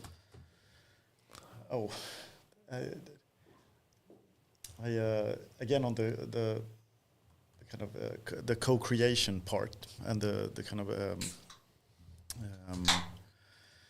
again on the it's so fluffy, the whole thing. Yes. Like we're all gonna be somewhere and we're gonna like, do all those things together, and also everyone's I don't know, the co-creation part, but I would say no. I think that's basically my like base. It's about co-creation. To me, it would be that kind of the co-creation spaces basically, and So some other people define it as the internet on blockchain or something. I know, and that, But yeah, You don't like that? it's fine. I just don't care about the So when we say this, I mean, like someone wants to go down the technology route to explain it, right? And Actually, you I'm were also trying- confusing Metaverse with Web3 a bit because I'm tired. But yeah. Sorry. Yeah. No, but I can't define it. I don't understand. I've always been I have a lot of subjective feelings about this because one, Web 2.0, which was like 2005 with the, if you go back, Web 1.0 was basically just creating a page, people could see it. Yeah, reading. Reading. Web 2.0 was more the interactive, many-to-many kind of system of the internet, and that is basically social media, and everyone can create content suddenly. Not only the content providers, but every person becomes a content provider. And then Web 3.0 back in the day was the semantic web, which is basically when machines can read and understand the content, but that never really took off, and it was a wrong technology and whatnot. But now they're repurposing the Web 3.0 content to the blockchain. I also have a very negative connotation to blockchains because I've never seen a successful business model being built on it. No, it's like what do you call it, like a map without an actual country or whatever. Like it's the kind of it sounds fun, and I've been hearing people talk about it. It sounds awesome when they talk about it. I love the narrative is cool. Yes, and again on the tribes thing, this like kind of we'll gather and we'll have our shared economy and community, and I love that. And again on what we talked about with art and like everything, that it sounds awesome. And then I haven't seen anything that I basically care about. I mean, like you have the whole crypto scene, which is in some ways huge. Yeah. But the that's cryptocurrency is one, but I think one of the core idea of a blockchain is basically to remove the middleman. And normally it's the bank if you have currencies. Yeah. So you want to have a currency that can operate without having banks. And that works, well, unless Bitcoin, etc., has gone up so and so, but still that's a clear value in some sense. It's something that as a commercial model seems to work. It's crazy in many different things, but actually it's interesting to remove the middleman in terms of banks. Yes. We tried at Spotify at some point to remove the middleman of record labels because are they really necessary today? And then saying we need to simply be able to have a trust between consumers and producers of songs by using a blockchain, but it never took off. Because, the core idea of a blockchain is really to remove the middleman, and Spotify wanted to be the middleman. Yes. And exactly. then that removes the idea of having a Spotify. And that's the same with, I think, Facebook. They created their own blockchain. What was the name of it? I don't recall. But this a logical Is it like problem here. Yes, it is a logical problem because any kind of business that want to have blockchain as part of their business model means that they should remove themselves. Yeah, and I think that's what we ran into as well as like kind of clients coming in, like, could you help us with like this blockchain concept or this blockchain idea? It's like, but you're the problem. Yes. With the concept. So why game studios, like we want to make NFTs out of these things. It's like, well, okay, but who cares? Again, because you're still the central. So Exactly. It's decentralized, but without we're still decentralized. Like so decentralized don't with a central. So the whole give people a code and you're done. It's like there's no point. I would guess I had some fantasy about like good. Then let's make a remix community, for instance, for music. So I will make a song and I will release all the stems, like all the separate tracks, basically, like the guitar and the bass and the drums, and I'll release those at least like separate. But they will all be on a blockchain. That means, yes, create remixes. Let's actually work in a community where we remix. But if you make a remix and you make money out of that, we will know if you used my bass. Like everyone gets paid because we're sampling what we're doing now in a kind of a cool way.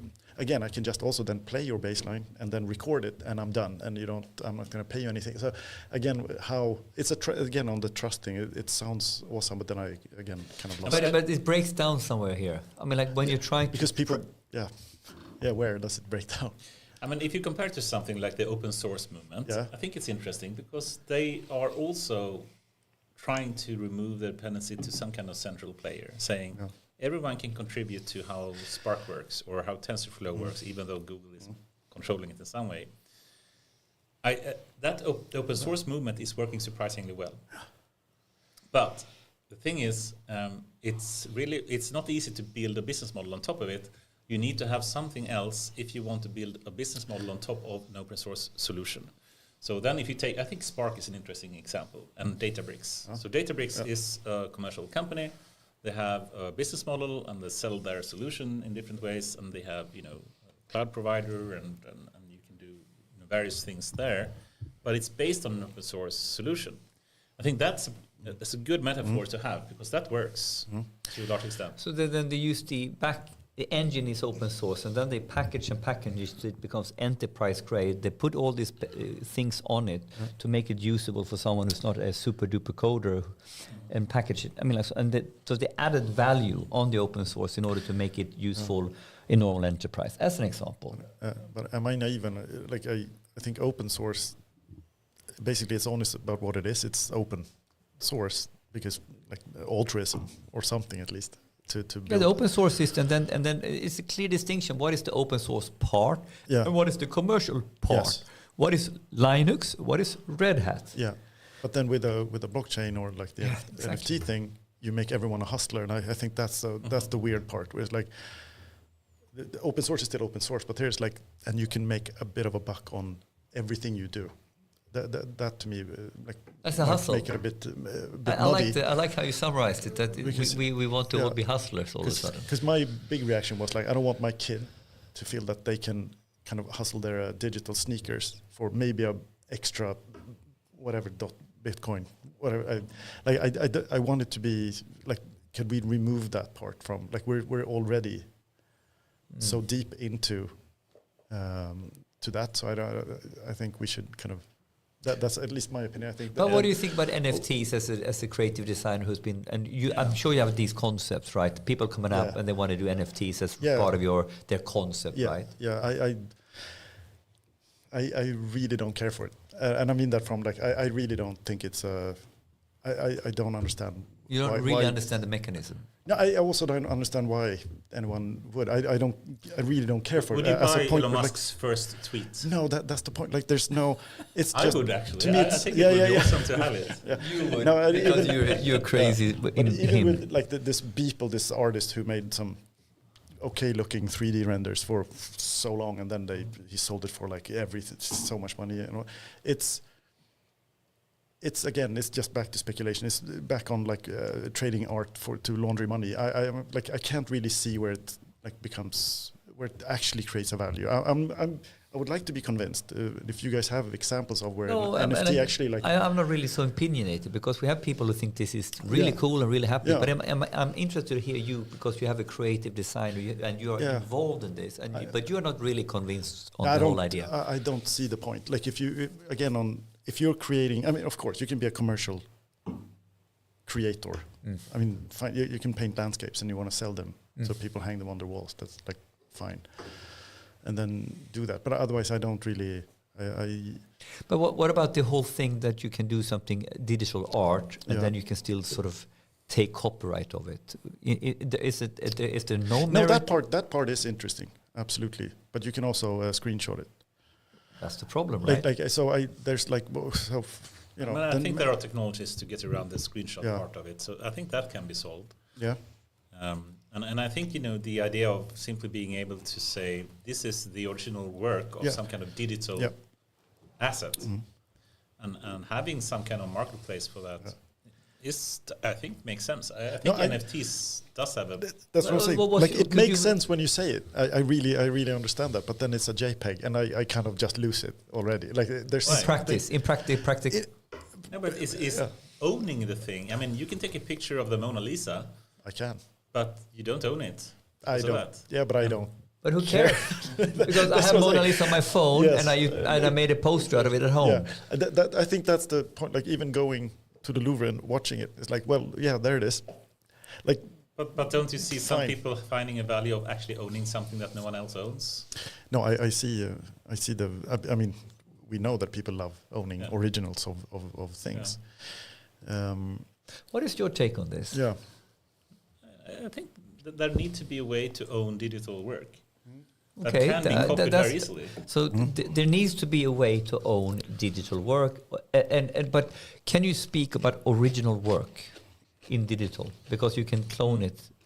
I mean, if we take the first tweet of Elon Musk then as an example, of course you can copy it. Of course you can. Exactly. I mean, and people have done it, But to say that you actually own it is kind of a cool I think it's complete bullshit. What's the value? Because they have the tweet, and the tweet has, by the way, been read by billions. Exactly. So billions have seen this tweet. What the fuck, You can say the same for Mona Lisa. Nah, it's only one. It's only one stroke of brush with Leonardo da Vinci. I think exactly. Yeah, but you can take a picture of it. Yeah, it might change, but just getting the original .txt, I wouldn't be like, I found it, guys, I have it. No, but okay, so for this to be original, do you want to have the ones and zeros strings? Do you want to hold it in the actual hardware? That's a technical question. How physical do you want to have the original? But if you have the original, and now nobody can take a screenshot because they need to pay you what is called like royalties for that. Then it becomes interesting. Yeah, but how? Right. How? So you have a photographer. He takes a picture in the old times, right? And you own the film. Yes. Right. And it's only you who can replicate and duplicate. Yeah. And StockX and then. That I understand. That completely, I'm with it. But in this unregulated blockchain, mockchain, whatever it is. But I don't know. So philosophically, I agree with you, Anders. and by I the don't way, understand. which is the first tweet? Is it the X tweet or the tweet? I don't know. It doesn't really matter. Yeah. But you know. By the way, I think that Elon Musk should pay us all for changing the name because now we need to change all the web pages because they have the same logo. You know, it's right. He should pay all of us. For us changing. But so philosophically, how do you own and how do you make money on originals in the digital space? As soon as you can prove that this is actually me owning something, and that is basically what NFT is providing. But if you make an NFT, you have a market for it. But if you make an NFT, so if you make an image and you make an NFT out of it, and I find it on Tumblr and I print a T-shirt, you could already kind of put copyright your image, like the visual without NFTs, right? So I'm just. But if you copyright something and you need to prove that you own it, how do you prove that you own that digital work? Exactly, that original. It's easier if you have a physical thing. You can simply say, I own it, and you can put it in the Louvre. I'm going to make all my Derdax PowerPoints NFTs. Yeah, I will buy one. I mean, connecting to rights, at least if we're talking about AI, I thought it was kind of fun with a person who she made a comic, like a graphic novel with using only like Midjourney, and then trying to actually copyright it. And what she ended up with, she could copyright the how the panels were distributed on each page, but not the art. Which is, I think, was interesting because she doesn't know. So interesting. She doesn't know anything about. She doesn't own the hallucinations that were actually made, but how she actually placed Lay them out. Yeah, That's her patent. But she can create and sell products. Which is still muddy, and that's interesting. Again, there's another person I think also made some Toys out of the Midjourney. I think so as well, and then selling it, and it is very interesting. And you can patent the toy, but not the image. Yeah. So you have right now, you can make money. You can make money very easy. You can actually create a logo. There is like a lot of people actually doing this. Go to Midjourney, create. Oh yeah. The prompt is very low in resolution, so printing it's a little bit it's not good quality. It's like the maximum that you can get is 2,000. And then you fine tune it in Photoshop. Now you have AI upscalers. You can have like good upscalers, but it's still going to have some kind of it's still the technology is still either limited with purpose or basically it's coming up. But the resolution is very small. But there are a lot of people actually just fixing things in Midjourney, then print it out, put it on a drop shipping and etc. So people can actually just buy the product, and there you go. You have a T-shirt. Absolutely. Yeah, and it's the easiest way to make money.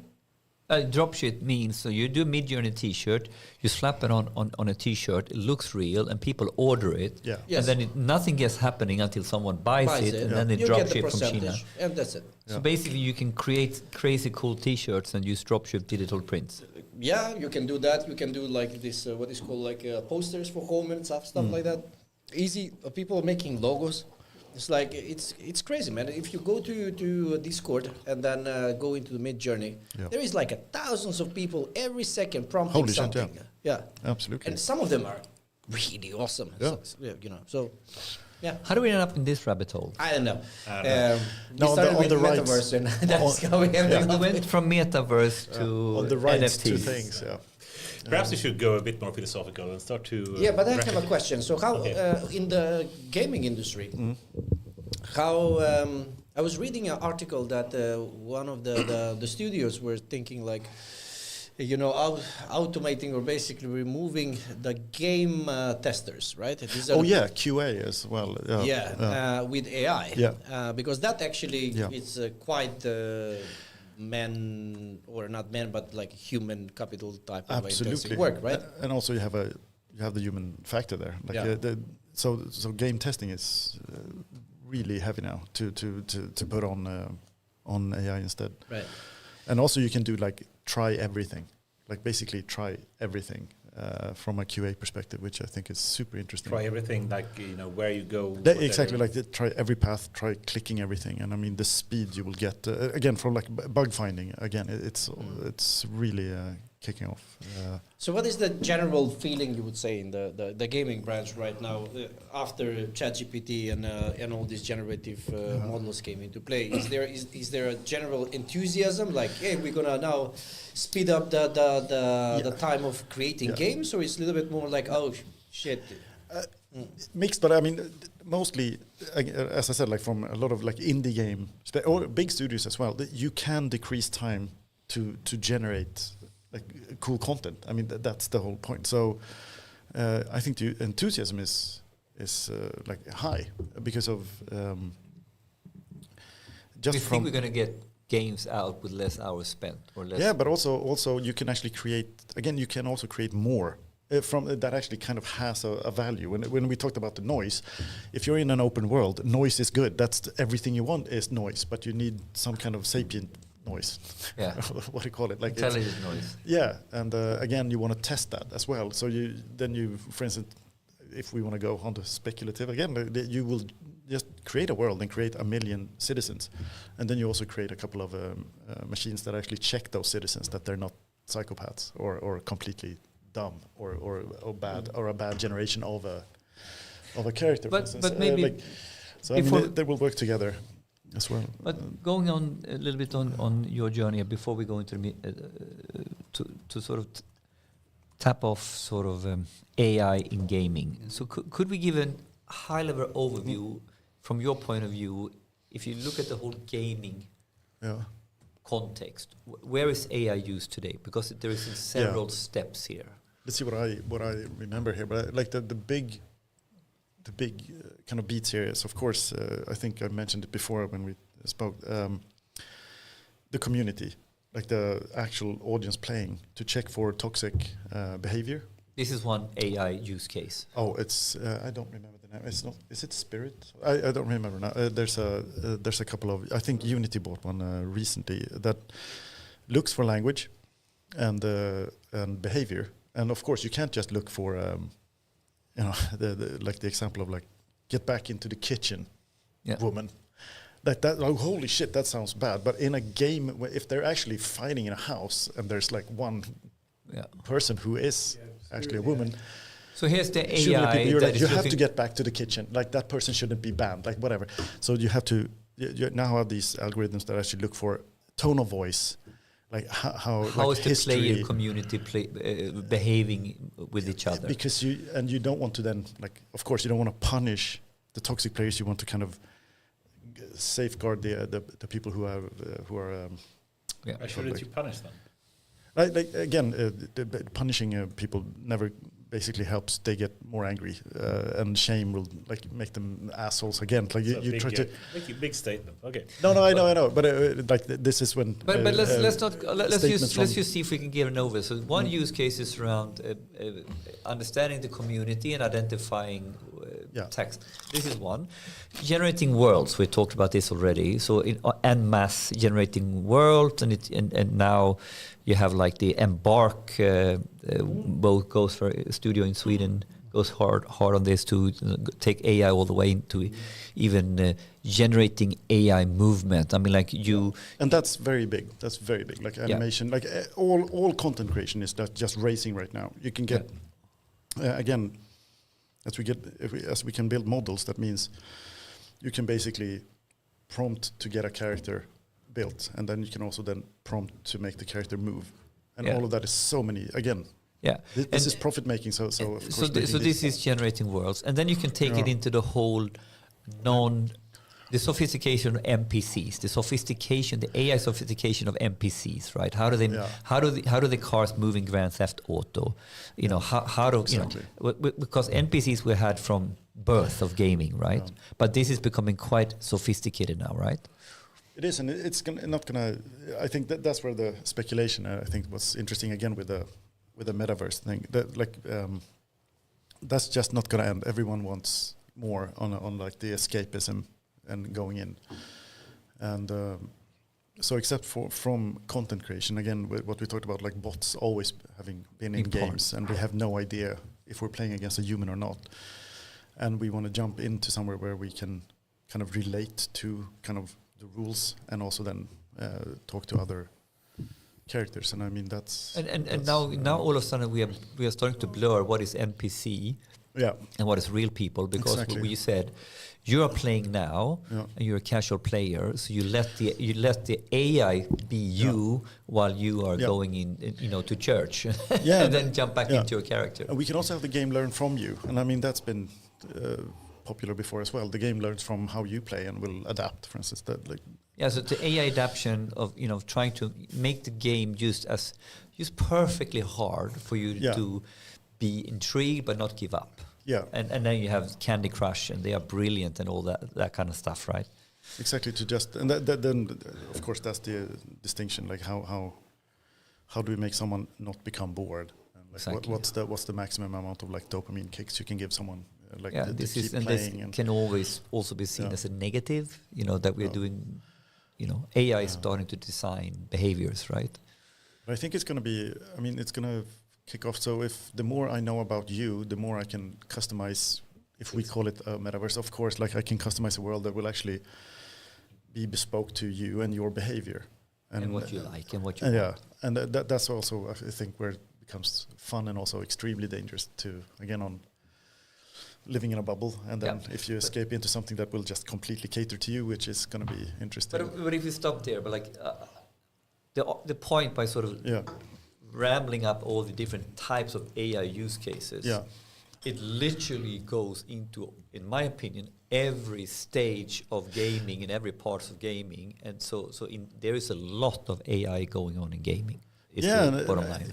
It does, and it also then affects so much else. Again, on what we talked about, like it's nearly like it's been a test bed for so much, and I still think it is. From then, if anything would like actually take off when you talk about like from metaverses and everything, like it's such a test bed for everything, like from creation to, like, again, what I said with the Unreal Engine being used for like cinema or anything, because you can really like all this behavioral AI stuff will also go straight into metaverse, of course. Exactly, and that's what's happening, and it's going to just blur the lines. Like again, gaming and then just hanging out.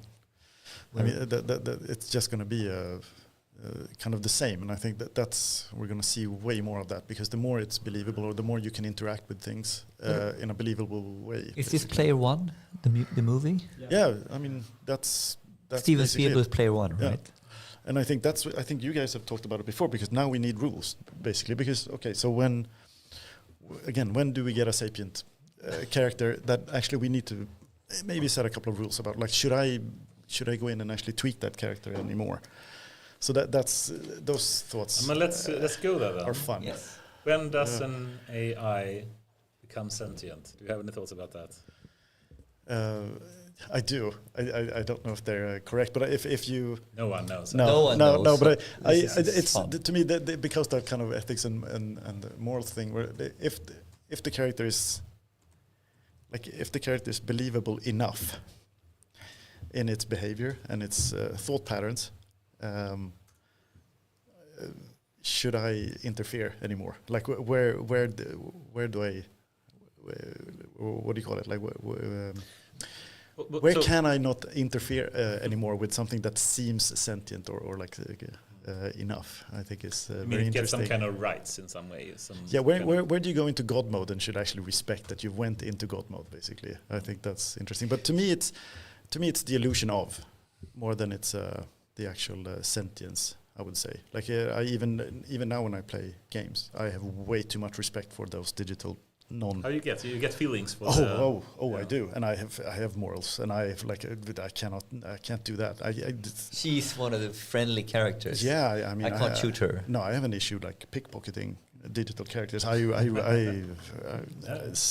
But this is super interesting to have the conversation on sentience with game nerds or in the gaming community, because you're putting up an argument that when I can't really understand if you're sentient or not, I kind of maybe ethically should behave like you are a sentient. Yeah, because you don't know. I don't know what you are. So it's like the but level then we can intellectually know this is an AI, this is a bot. It's not in a scientific sense sentient, but in perception it might be quite close. So I'm not done with this line of thinking here, but I like right now, if you created a character that is advanced enough to kind of start questioning things and its existence, then like the illusion of and the hallucination of that character should be, maybe is that enough to maybe then decide to like, no, I'll leave this be. This was created, but now I have to leave it be, because we're going to create all of them. But it's an interesting topic of trying to put an exact definition of sentient. What is sentient versus the perception of what is sentient, and then basically ethically respect that. Do you believe your car has feelings? No, I don't. Your dog has. Exactly that. That's where we get to the like if it behaves close enough. I guess you do believe your dog has, or if you have a dog or a cat. I do. Close enough to feelings, and also I kind of respect my projection on the animal to kind of then build my kind of ethics and morals. I'm trying to hone in, on where the line is. And then if you say something like a single human cell in a body, does that have sentient feelings? No, I wouldn't say.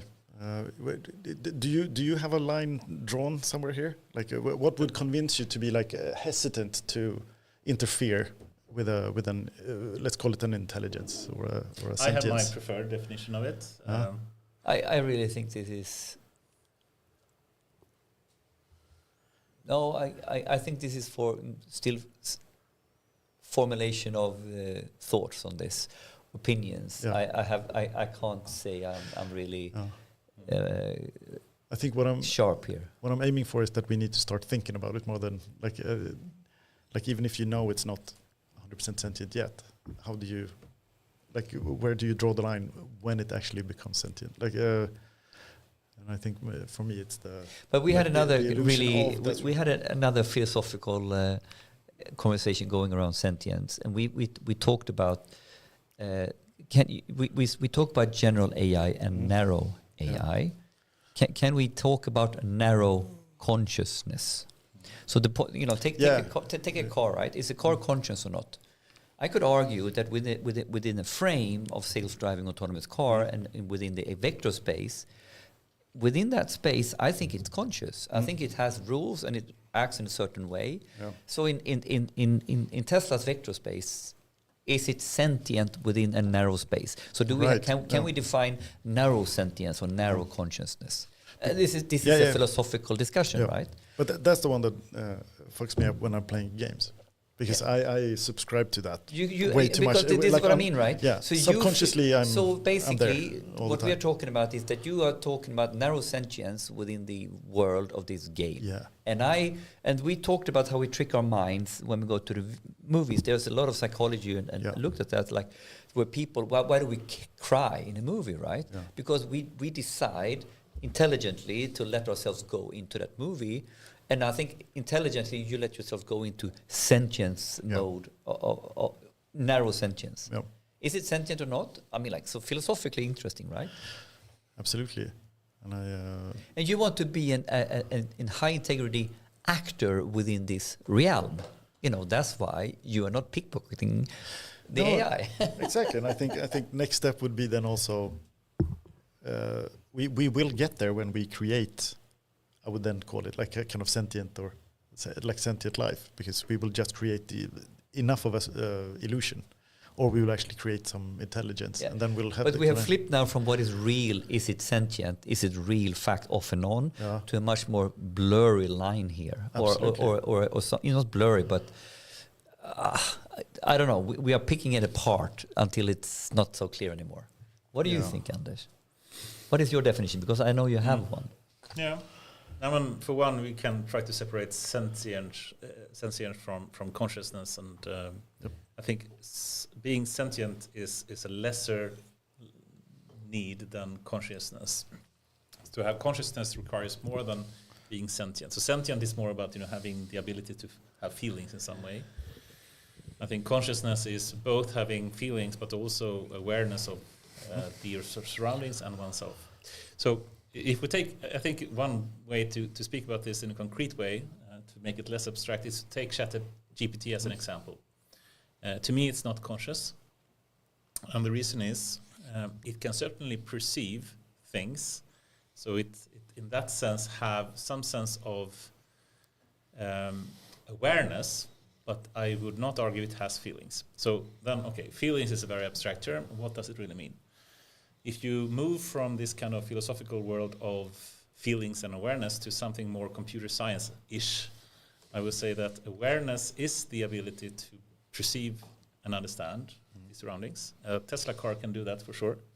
ChatGPT can certainly perceive the world and also understand text and images and whatnot these days. Mm-hmm.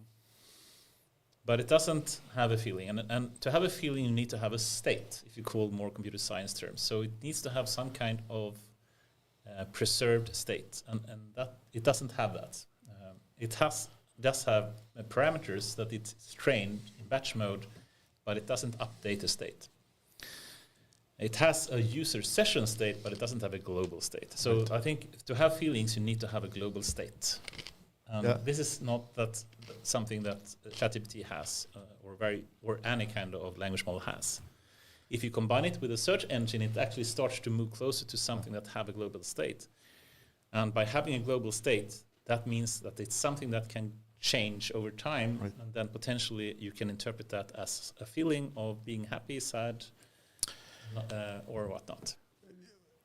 What's the barrier to have like if you would create like one instance of then like ChatGPT with a global state? Sorry. Global state, yeah. Yeah, like what could we make that though? Like just for one instance, just give it a history and memories and look at Blade Runner. Like, if you take the current version of ChatGPT or even Bard, they both have a connection to the search engine. Yeah. Search engine have the current state of the internet. It's basically what is indexed right now throughout the world, and that's a state. Now, what's missing here, and there is another component that's missing a bit to have true consciousness, and that is high-level reasoning. So that's still missing. It has a global state, it has a perception capability, but it doesn't have high-level reasoning. If you add that or add that third component, I would say you'd have consciousness. Yeah. So it's not that much. It's basically going to the same direction as Jan LeCun is speaking about in the JEPA architecture, that you need to have the perception, you need to have some kind of controller, you need to have some kind of memory. The memory is the global state. And you need to have configurated to choose, who should do what, etc. Because we had this argument before. What is the key components left to go to general intelligence? And I kind of like your summary of 3-4 things that sort of builds up this, right? Yeah. So we've talked about now the perception. Yes. Okay, and now we talked about global state, which is some sort of that you have. That you have a state, and then you added the next level also real time, right? Yes, the state is real time. The state is real time. Yes, but then you need then you need some kind of world model. You say that sometimes. Yes. What do you mean? But that is the state. Okay, this is all dimensions of. Well, the world model term is a bit complex because you can interpret the parameters of the model of ChatGPT to be the world model. You basically understand, what the world is because it's trained, for all the knowledge and information you have in the world. So in that sense, it can be the world model as well. I think that perhaps that's a better use of the term world model. But the world state is different. So the world model you do have in ChatGPT, but it doesn't have the world state unless you add that as a search engine, for example. But then if it doesn't have the high-level reasoning part. And what is the essence of reasoning parts? Is that your rule engine? Is that because we're talking also about now we have values. I mean, like a company, and we have values, we have experiences that makes me reason in certain ways. I think we spoke last week about AutoGen, and AutoGen is this kind of open source package from Microsoft that actually can have language models speaking to each other. Right. So normally a single language model can just perceive text and do some kind of output from it. But it can't really do more than that. So someone else needs to take charge and give it control or ask it to do something. Now in AutoGen, you can actually have the whole system perform the actions as well. So moving to action space, where you actually have a model and a system that can take action and move to an objective, saying, I want to drive the car in this way and reach this point. Then it's more than just perceiving. So the system is doing the prompting as well, so to speak. I hate prompting. Or setting the objective. I think the prompting will go away soon. But anyway, the perception is one part of it. But if you take like Tesla full self-driving, it's the perception, it's the controlling and the planning. Yeah, and that is basically what the version 12 of the full self-driving is doing. Before it was rule-based when it comes to controlling and planning. Now they have a machine learning part of it as well that generalized so much better than what the hand-coded rules did. So now you have something that is actually able to do actions and not only perceive. And that is getting much closer what Jan LeCun is calling objective approach to AI. Okay, and that sounds very close to how you want to make, again, characters for games. Yes. Again, like Yeah. Yes, sir. because then you can go into an open world and one character is like, I want to be king. How can I become king? Like I should, and then you actually there's actual planning with a goal and. Yeah, so at some Interesting. point we will have. I don't think it's that far off, and in my view, actually, I think the full self-driving in version 12 is more of an AGI than ChatGPT is, because it actually can Because take action. because in this frame, in this narrow context, it has all the ingredients It has all the components. Yes. that we're talking So about. that's why Elon's calling it real-world AI, which I think is a good term. Yeah. Then But it's the real world for a certain purpose. Yes. And real world can still be digital. Digital is also a real world, I would say. But also a physical world, of course. Yeah, and then you can take this. Okay, but then this is still okay. Now we have sentience and consciousness in still a frame space, right? What is the next level then? I mean, like because this is that's still the not- generality then. Of the course. generality is the next space, which is still something completely different. Yes. And Again, humans are not general at all. no, we're not. Yes, so we're very specialized. So that's why you can say that we haven't even for the AI system reached human level AI. But then AGI, I would argue, is something much more than human level AI. So we're far off from human level AI if you take the whole ability to take action. And we even further away from AGI. But it's going very quick. So I don't think that's far off. Have your singularity 2029 still sticking with that? Still holds. So what is the status of then? If you want to call it like a sentient, like a more sentient AI? Like, are there new predictions? Like,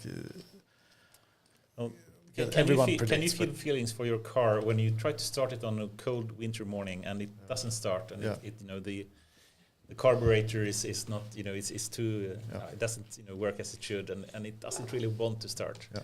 I can get some feeling. I can even get a feeling from my computer sometimes. It's slow. It's the hard drive is filled up and it's getting slow. Just as my dog at home, it doesn't want to go up on a morning when it's cold outside and it doesn't want to go out and pee.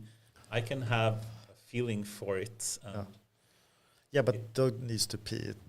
Its hard drive isn't full though. But the hard drive needs to be cleaned up. No, but like what you said with the global, because I think it's like the simplest model would be an actual character that kind of remembers you or remembers things and like to me, relating to things and then. But I think the time is flying away, and I think we need some more beers to continue this kind of philosophical discussion. But before we do that, I'd like to ask like a final question as well. Oh. And it's also a philosophical question, of course. Have I given one straight answer to anything yet? That's perfect. Okay, Very good just answer. checking. Super happy. Now, I'm stopping then. I think the media and a lot of discussions online is speaking about the dystopian kind of Terminator approach to AGI. When we actually reach AGI, it will be a horrible future and it will kill us all. And, it's basically the Matrix or the Terminator kind of future. And that's one potential future. Yeah. And then, if we take the extremes, this is one extreme, the Terminator extreme. The other extreme would be that we actually end up in a utopian society. And utopian in the sense that we have some kind of abundance, saying that we have no need to earn money, we have no need to get energy, we have no need to get roof on our heads, and we have no reason to work 40 hours per week. We can do that if we want to, and most people still probably will, but you will have a perfectly good life, which we actually partly do today already, without having to work. So that can be a really nice future in a couple of decades where everyone, they will look back and say, do you remember 30 years ago?